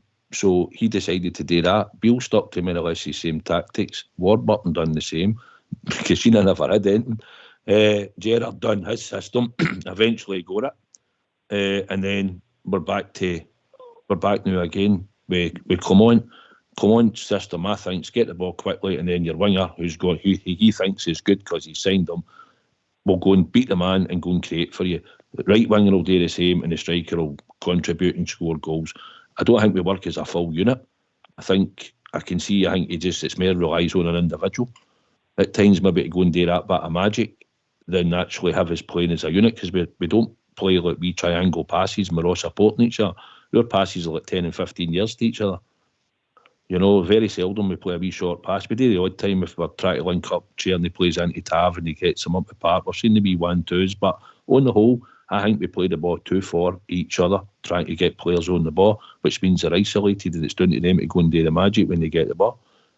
That's what they're supposed to do, but I think you should try and have a better system, more supporting players. I think it's more left to an individual at times to go and do the bit of magic. That's just my opinion for what I've been watching. At times I think that's what he's more like. I don't know if any of you see it like that, but that's the way I sort of see it now. I've been watching it that long now. I watched them. Did you notice yesterday when they got a goal kick that they were, I suppose most teams play like this now, where they play the ball to the fullbacks, pass it across the 18-yard box, waiting the opportunity to pass the ball into midfield. That's all right if you've got players that can play like that, can play that system. We know. We done it. I don't think we've got players that have got the ability to play like that. I don't think so. It was a part of that was our undoing yesterday. If you looked at that second goal when I think it was young Barron, they gave the ball away to that Jap and he just turned round and fired into the corner of the net. I blame the goalkeeper there. Barron played the ball 55 yards away from their goal. He played it up to Tierney. It wasn't the brightest pass. It was, in hindsight, he maybe shouldn't have made the pass, but he played it up to Tierney. In the middle of the park, Ox. Aye. Yeah, before we came to the world, we were totally isolated and it was 2-0 and there was no way back for us then. 1-0, you've still got a chance, but 2-0, there was no way back. No, it becomes harder. And then the big goal was the third goal. If you get it, you've got momentum, and we never got it. We had opportunities. Same problem. Aye. We gave him too much room. He's been doing it every week, every single week in this league, that McGregor. And he done it again yesterday. And we should have known he was doing that. He was prone for that. Picking the ball up 20, 22, 23 years out and having it. And it's working for him when it worked again yesterday. We should have known that. There's a lot of questions about the Rangers and new boys, and it's impossible to put your finger on it. I think we're just going to have to grin and bear it. But I believe that sacking a manager and wrapping up a squad is no the way. Absolutely no. We've done that. Well, we can't do anything with the players to January, whether you like it or not. You could bring in some guys that are out of contract. That's about it. You're real limited what you can do. So, side said it's how he reacts, and if there's a blip, like Jock's maybe, I'm not saying predicted, but he's concerned about. The pressure will just build and build. I don't know if you disagree, Southside, but let's go back and talk about the football yesterday, right? Was there any positives in there at all for you, Southside? Anything at all? The only positive I had was the first 5 to 10 minutes when we sort of pressed them. I don't disagree with you, mate. I mean, and see, just as you're talking that, right? See what I was saying about playing long passes to players. The Tierney one for Barron was as an example, just as you said it. Why we try to play a ball that far to him? I get it, but you'd either knock it in behind him, man. He'll get the defender turning. He should know that he's gone. He's playing a ball that distance, and it's getting picked off because the boy behind Tierney had more determination to win it, mate. That's the facts here. You know. Aye. If it goes over the heat, you're turning their whole defence, you're moving 50 yards up the park. Aye, and if it goes out the park, then it's a throw into them, and you've got in, you can push up the park and shut it in and shut them down. But that's what I'm saying. We're playing these type of passes. We're no coming short and playing 1-2s, and that could be down to we've only got the 2 in the midfield, and the other one's only dropping in. We're no playing as a pattern now. We've seen it in times. We've seen it last season. We worked it out for the back, no bad at times. I watched it. I know away games and that we done quite well, but recently it's looked disjointed again. But we've brought a new guy in today on us, you know. So playing devil's advocate, is that because if you keep doing the same thing all the time, teams will work you out? All the teams will work you out. They'll see all our games are on the telly. All the teams have got access to their video analysis, and if you keep doing the same things, Jock, teams will work you out. All the time. Oh, it's predictable, isn't it? Very predictable. The only positives that you say the game's over. It's done. Move on. So I'm happy. Not happy.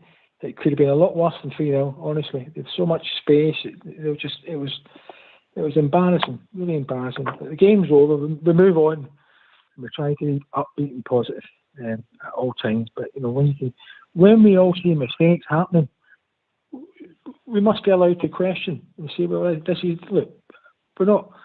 We're football fans, and you see stuff. You know, we must be allowed to say, well, this is not right. You know, and we can see it's not right.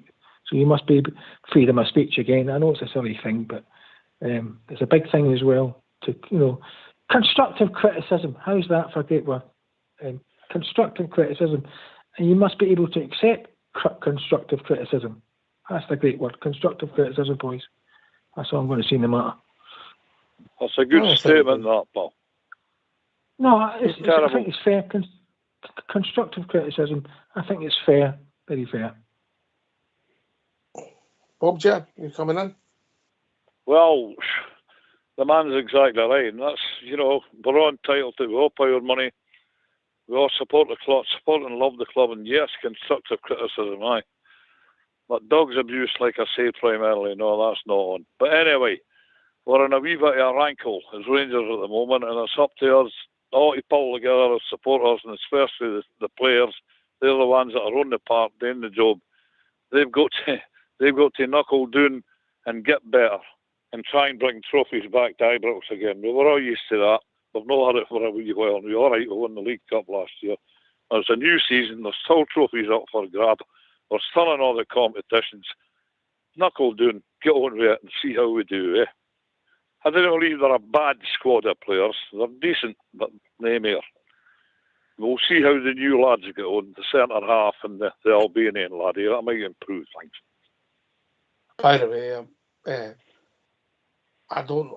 Well, it's only 2 games and he's not managed 90 minutes, but I don't know what Proper's going to bring going forward. He doesn't look the quickest, Sue said, and he'll need to get fit because he doesn't look fit neither. So we'll get another issue there, eh? Why didn't he start yesterday? Because we bought him, probably bought him to come into the team. That's what we spent the money on when we got him. He's went off again. Listen, you know the pace of the game and all that, and some of the players probably got a cultural shock yesterday in their team at the pace of the game. And I mean, but no, I think you'll be fine. I think once he's got 2 weeks now to the next game, so we'll have plenty of training sessions and stuff, and they can work on things. And I don't know how many of them will be away, but I know Matondo and Diamondi's away. But apart from that, I don't know if anybody else has been picked. But he gives them 2 weeks to work on the things, and I think the team that starts against Dundee United will be a good bit different for the team that started yesterday. What you think? Sorry. On you go, John. There's always a hangover after the Old Firm games, and this fortnight now we're in international break. Maybe it's come at the right time. A bit of refreshness with the new boys, and time for people to get over the result a wee bit. We never get over the result. We never want to lose Rangers. We always want to win. So maybe this will give us a bit of fresh air, bit of time, right? Bit of time on the training field where the coaching staff can come on to implement more stuff, implement more things for the team. A fortnight off, a couple of days off. I'd imagine they wouldn't be training the day. They'd probably say day off, take it off, take it easy, relax, and we'll ease back. We'll slowly ease back into it, and then get down to the nitty gritty again. The results been and gone, can't change it. We move on, go forward. Right, next game's Dundee United. Surely we'll have more players fitter, more to choose from. Let's see what happens from there, and hopefully we get a win. Hopefully we get a win, and then it does ease the pressure on Big Phil. I may go from there, but fingers crossed. I'm not trying to be pessimistic when I say I don't like the guy or anything. I'm just saying I'm seeing mistakes here, and the alarm bells are ringing. If that makes any sense. So that's my point there, boys. Yeah, I think the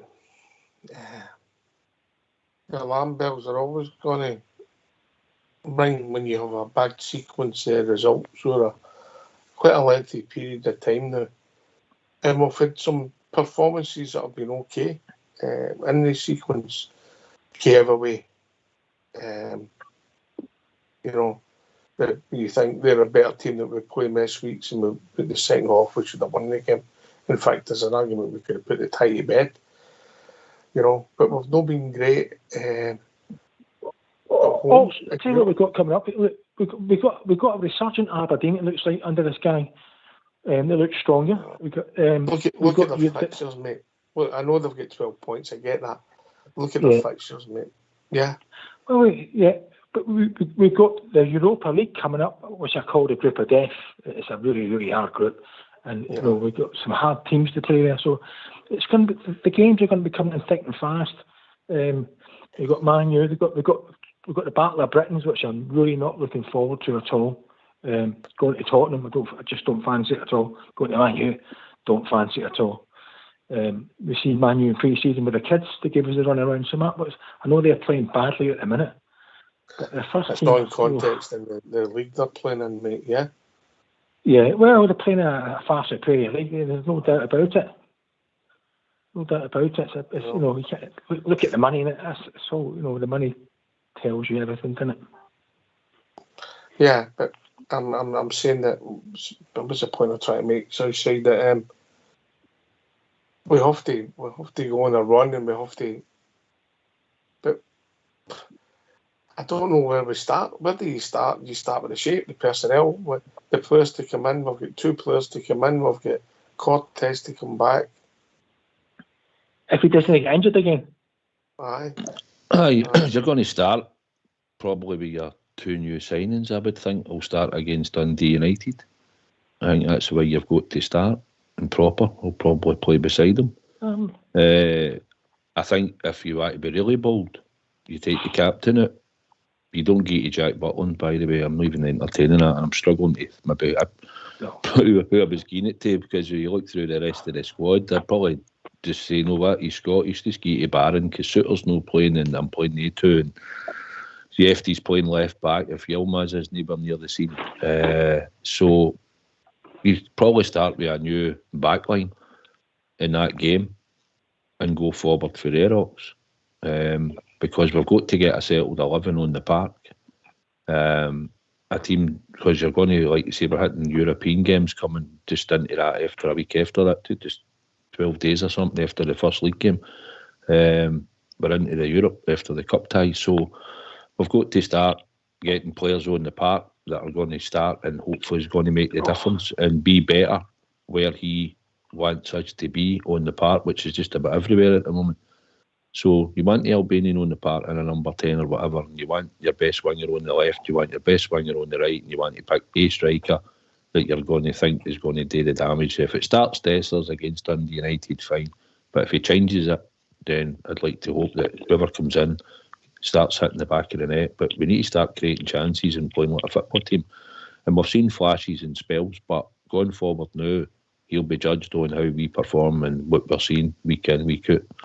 And it's down to the players to react and perform and get the job done. So that's what we've got to wait and see. Whereas they'll be shouting for Davy Moyes or Derek McInnes to be our next manager, mate. Right, okay. Listen, we're moving on to the last You didn't part. like that, Ox? Let's hear from you. From who? No, oh, sorry. It was to bring in some callers. Let's hear from you. Oh, Terry must be busy. Old school boy must be busy. Why don't you give us a call on 0141 356 1972? It's your show, it's your platform. Let's hear from you.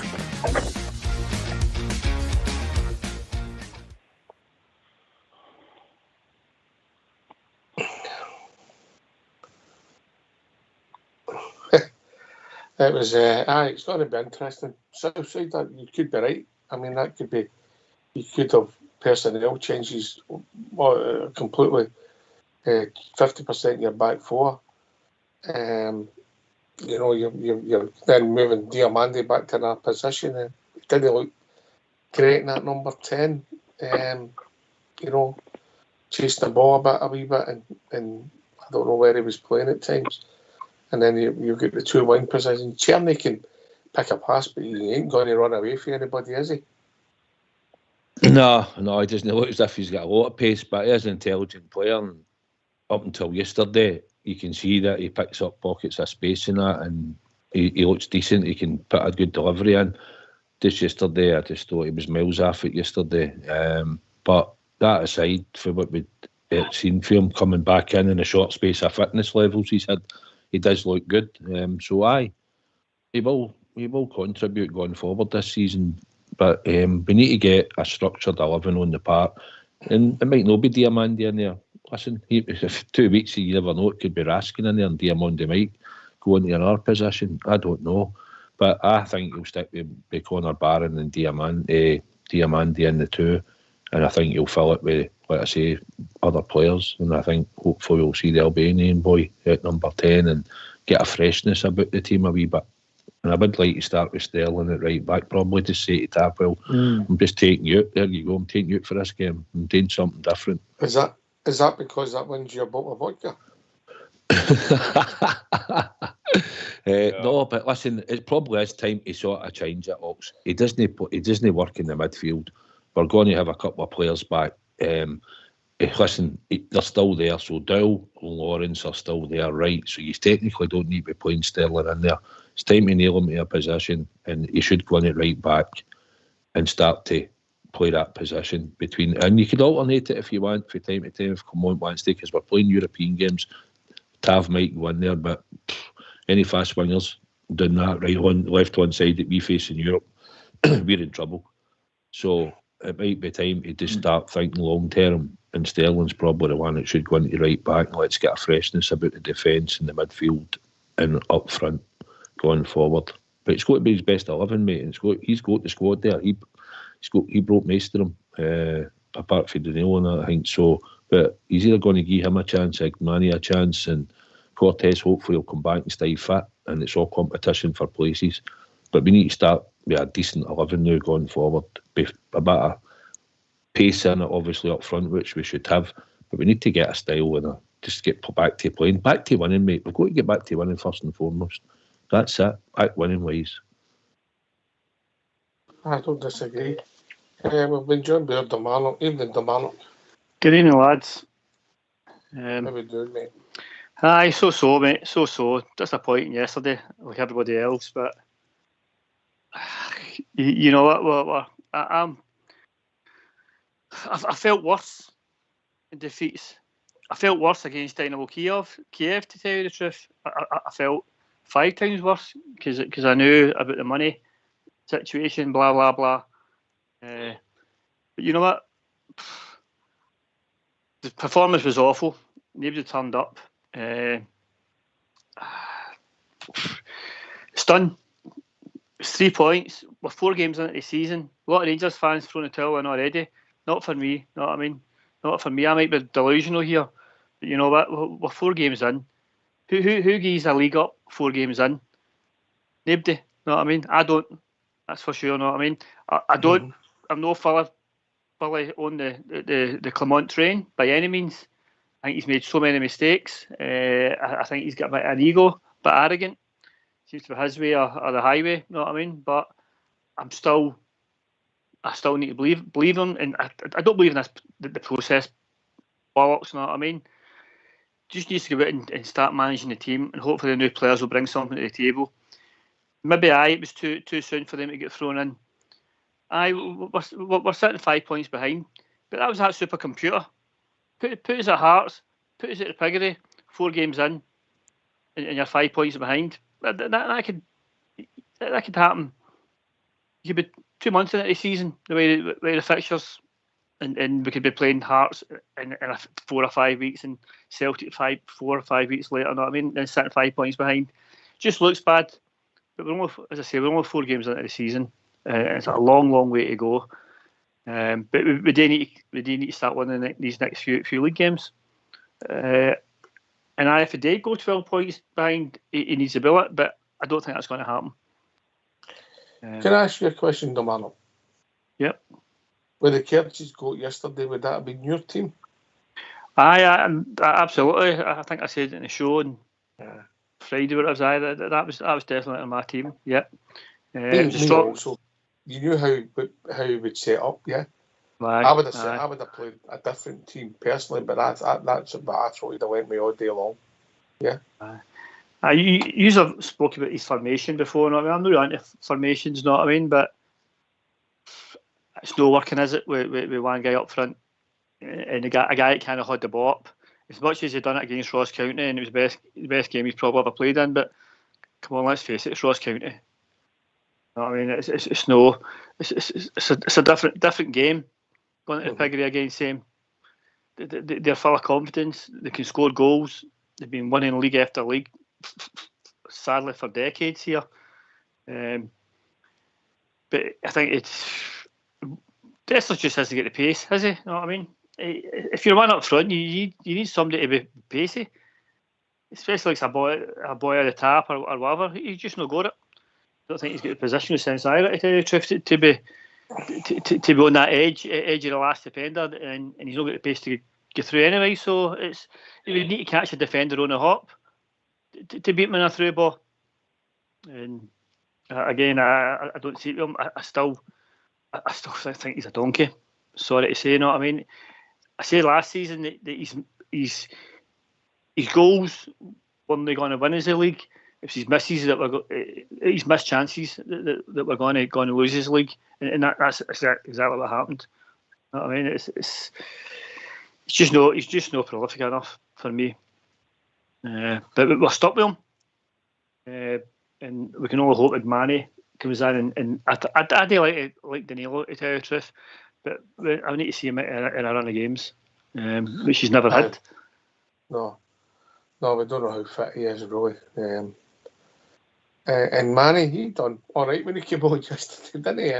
A shuffle out in the byline and a shot. It looked as if it was goal bound. You know, it was only on a cameo, so don't want to judge him too much. But to be honest, I think I lost concentration at that point. To tell you the truth, whatever he'd done, I was probably more perplexed at why he came on and why Raskin came on.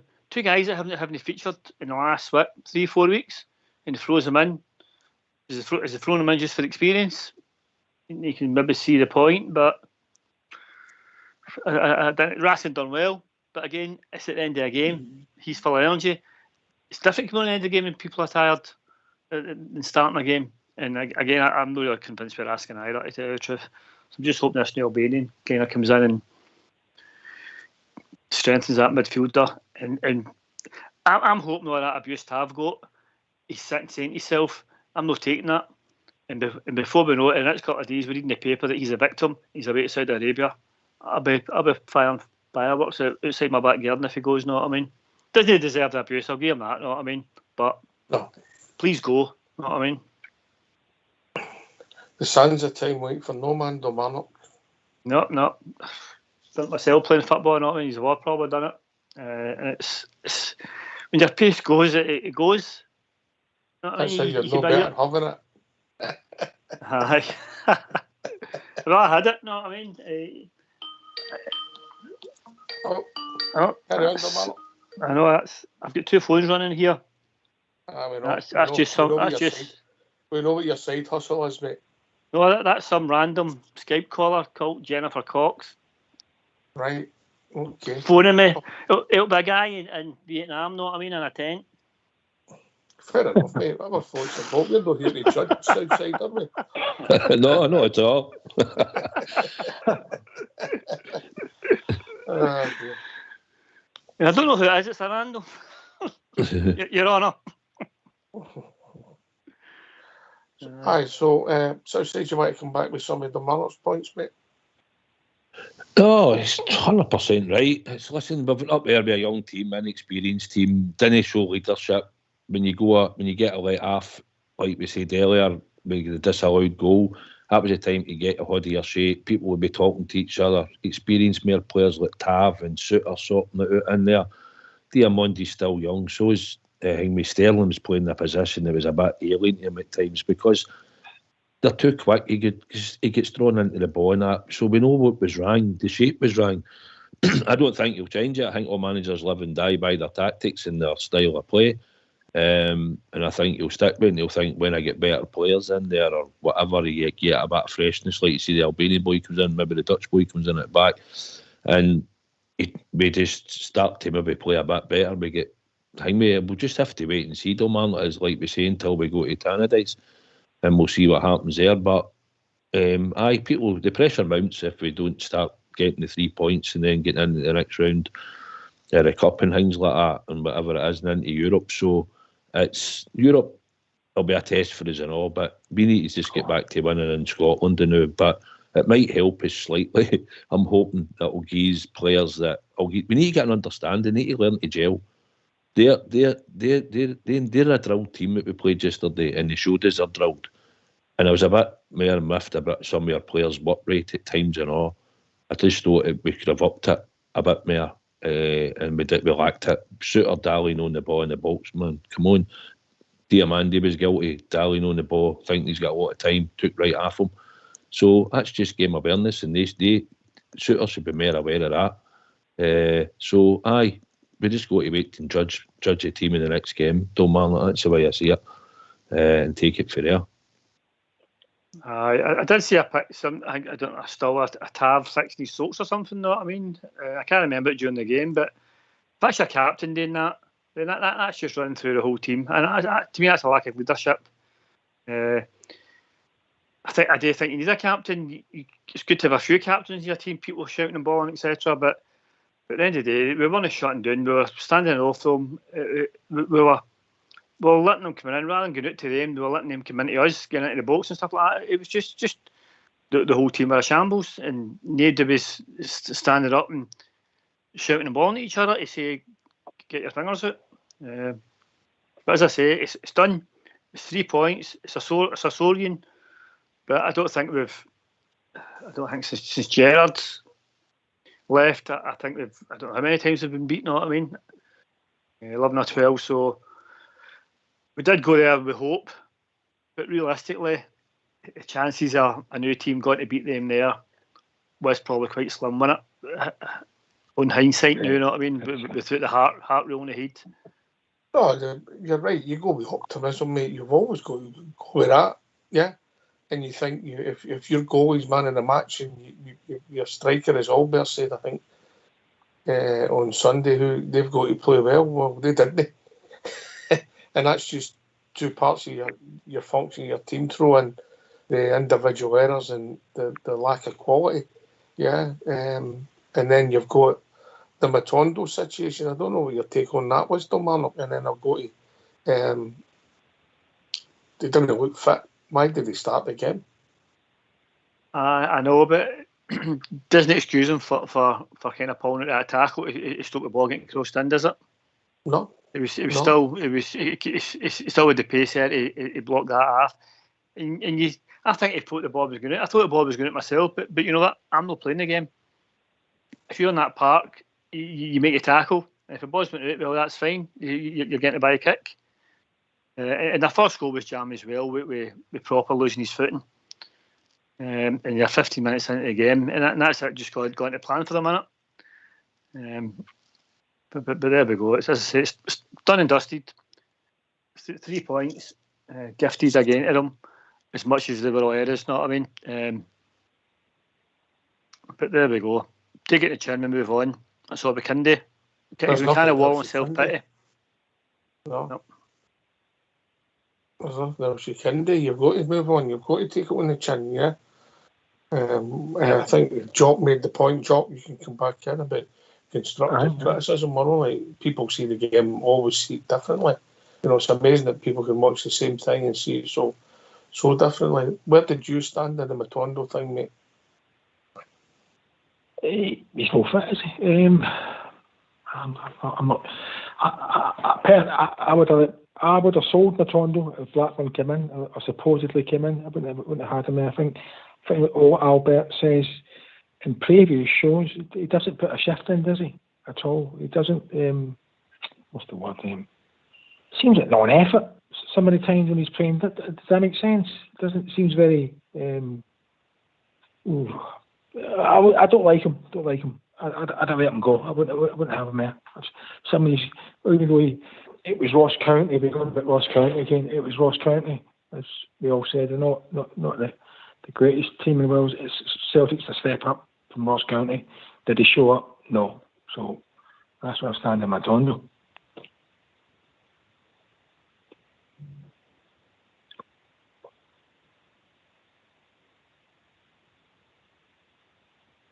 He's been called up, hasn't he? So I take it he'll not be going away with the team then, now that he's got a slight injury, so I presume he's not going to be going away with Wales. I wouldn't think so, mate, because it looked like it was a hamstring strain, didn't it?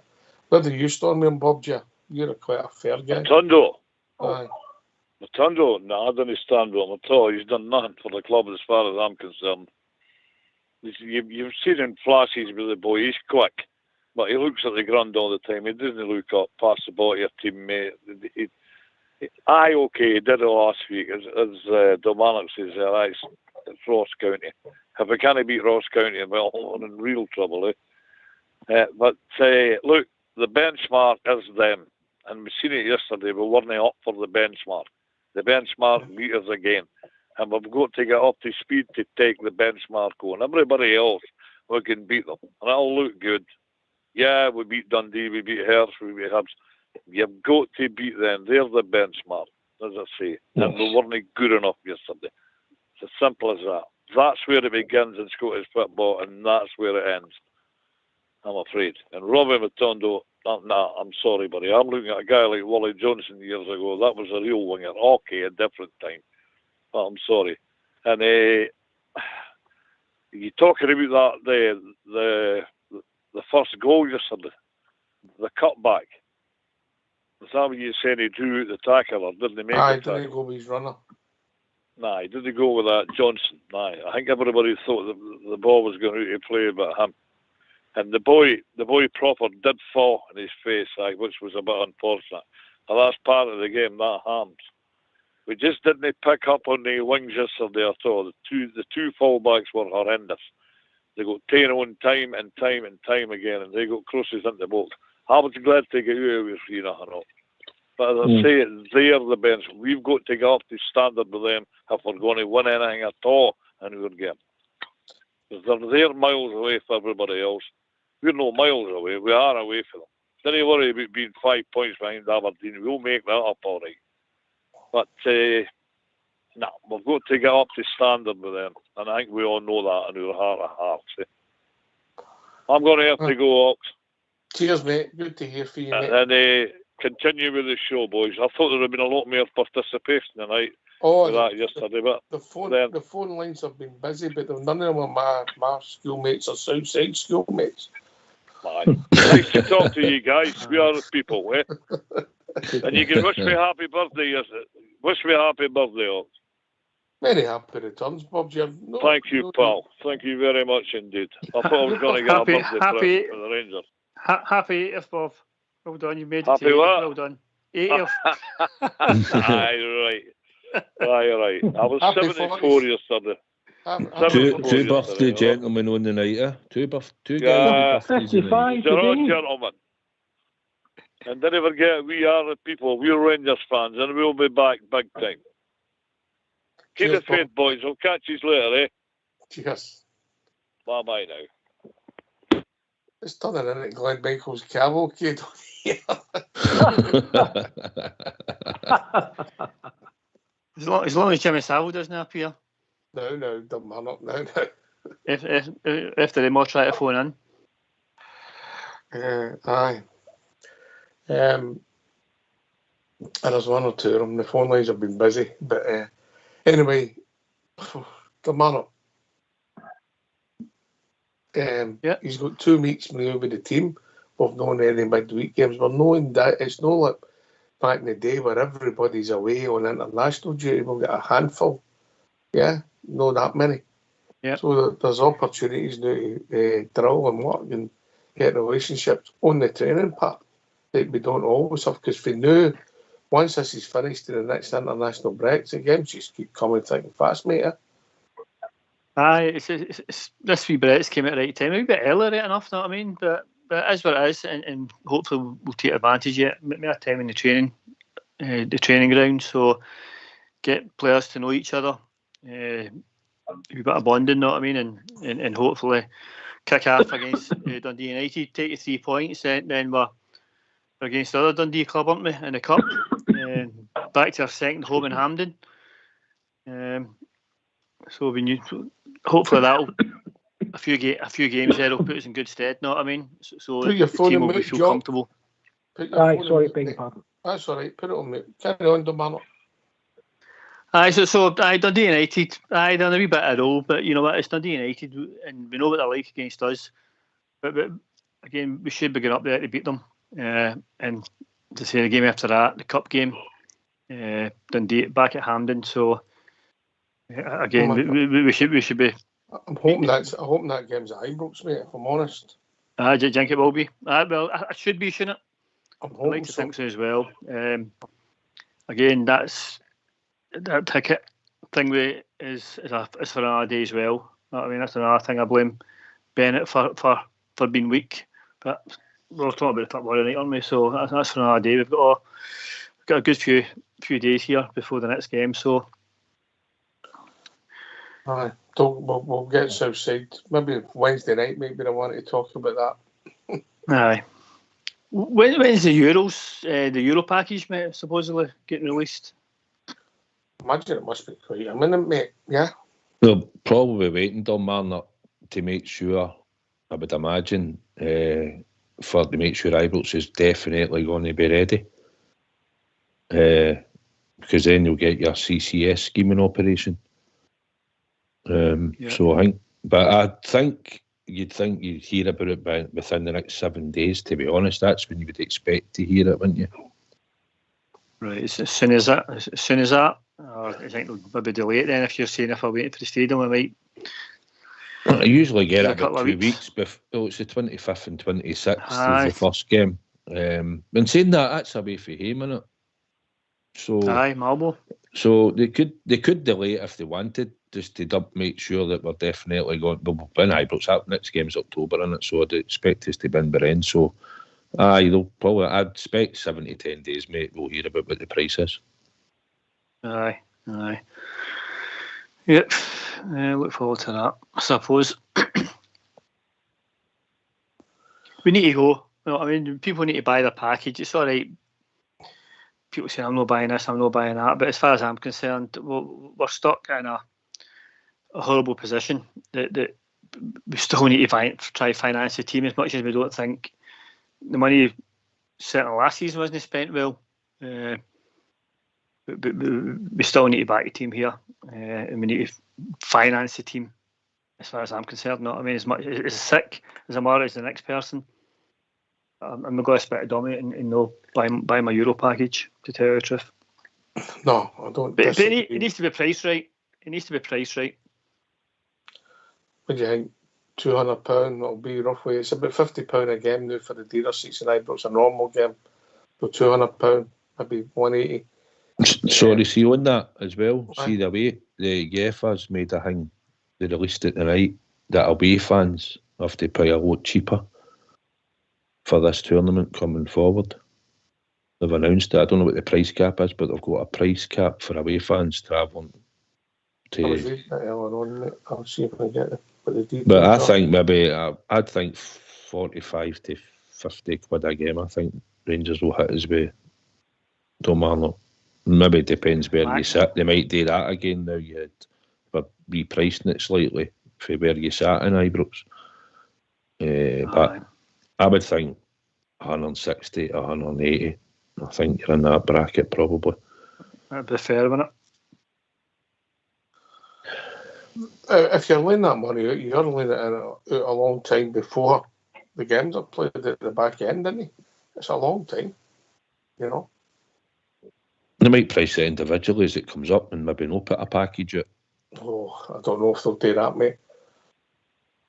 Well, to be honest, they do it later on when...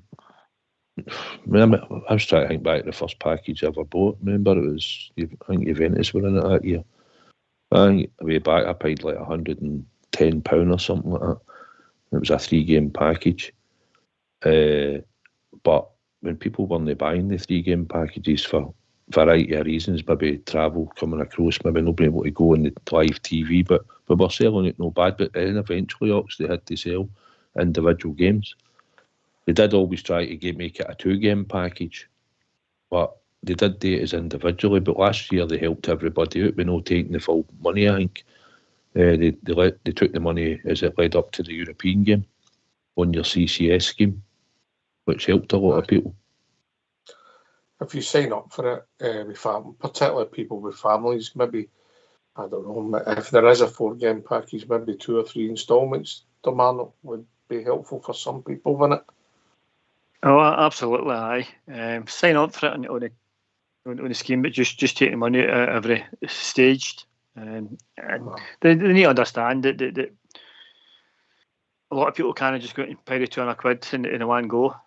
You know what I mean? People are in different situations, especially people with multiple season tickets. And I've got mine more, and I could go and afford it, but it's people with their kids and their partners, their sons that are over 18. You can't take all your kids because we need to put better than 1,500 seats in. Boys, I've got to check out now. Right, it's been a great show. Brilliant show as well. My boys, have a great night, okay? Cheers. All the best, Jock. Cheers. All the best. Enjoy the rest of your birthday, mate. Cheers, Jock. What a nice man. Unusual. He's a way to get his cake and eat it. Oh, well done, mate. Well done. Well done.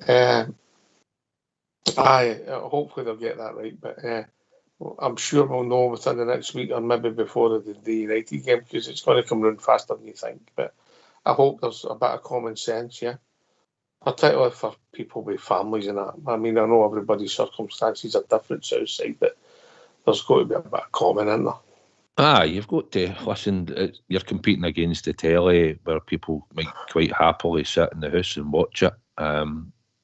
So most of the CCS are always thingy, but then sometimes they get put up for tender and all, and other people get a chance to get them. But no, you're hoping that when we get to the games, we'll get full houses. Ibrox does make a difference under the lights on a Thursday night, as we've seen, and we can certainly generate an atmosphere in there and all, because the team will probably need it for some of the games we're going to have. But listen, it's where you want to watch the games on a Thursday night.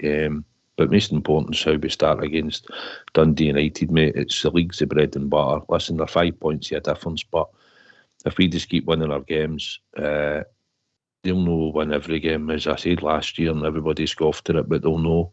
They'll drop points somewhere down the line, but we need to capitalise the next time we play them, whether it be in the Cup, in a semi-final or a final before the end of the year, or otherwise we'll be having to wait to January. But we need to get the marker laid down to get the monkey off the back for a lot of the support. just to get us proving a point that we can get back to winning ways. So that's what we need to get back to, mate. But we've got to start with Dundee United because that's the next game, and that's the way it is at Rangers. Aye, always, mate, always. Anyway, I think we're close to reaching that time of the evening. I hope for the past. I missed the button. Southside, don't matter, that was your fault. Just I'll take the blame. Get your overtime form filled out for Fox. Yeah, Southside. It's the bonus money in it. 5 minutes. It starts with a 0. Dalmarnock. That'll pay the first 0 of your package, Southside. Hope we're getting paid for the full year. Oh, Dalmarnock, you'll not get quartered, mate. You'll not get quartered. Listen, thanks to Jock. It was great to hear from Jock. He's been on occasionally. Good to hear from him. Our Bob J. His passion shines through. And Dalmarnock, it's always a pleasure to have you on, mate. Cheers for having me. Southside Box. Anytime. And thanks to Southside. It would be fair to say we weren't looking forward to this. Well, you never did, you, when you get a result like that, mate. But it is what it is, and it's where we are. It's 3 points, and we just need to get back to a good reaction against Dundee United and just let's start again for there and get the next block of games going. And we can judge them when you'll listen. If it doesn't improve, you certainly get more criticism. They might end up out the door, or you'll get it together and we'll go on a run, which is what we all want, and then we'll see where it takes us. So that's the way it is at the moment, mate. Still going to support the team no matter what. I've watched worse Rangers teams than this, believe it or not. You have and all, and probably Dalmarnock.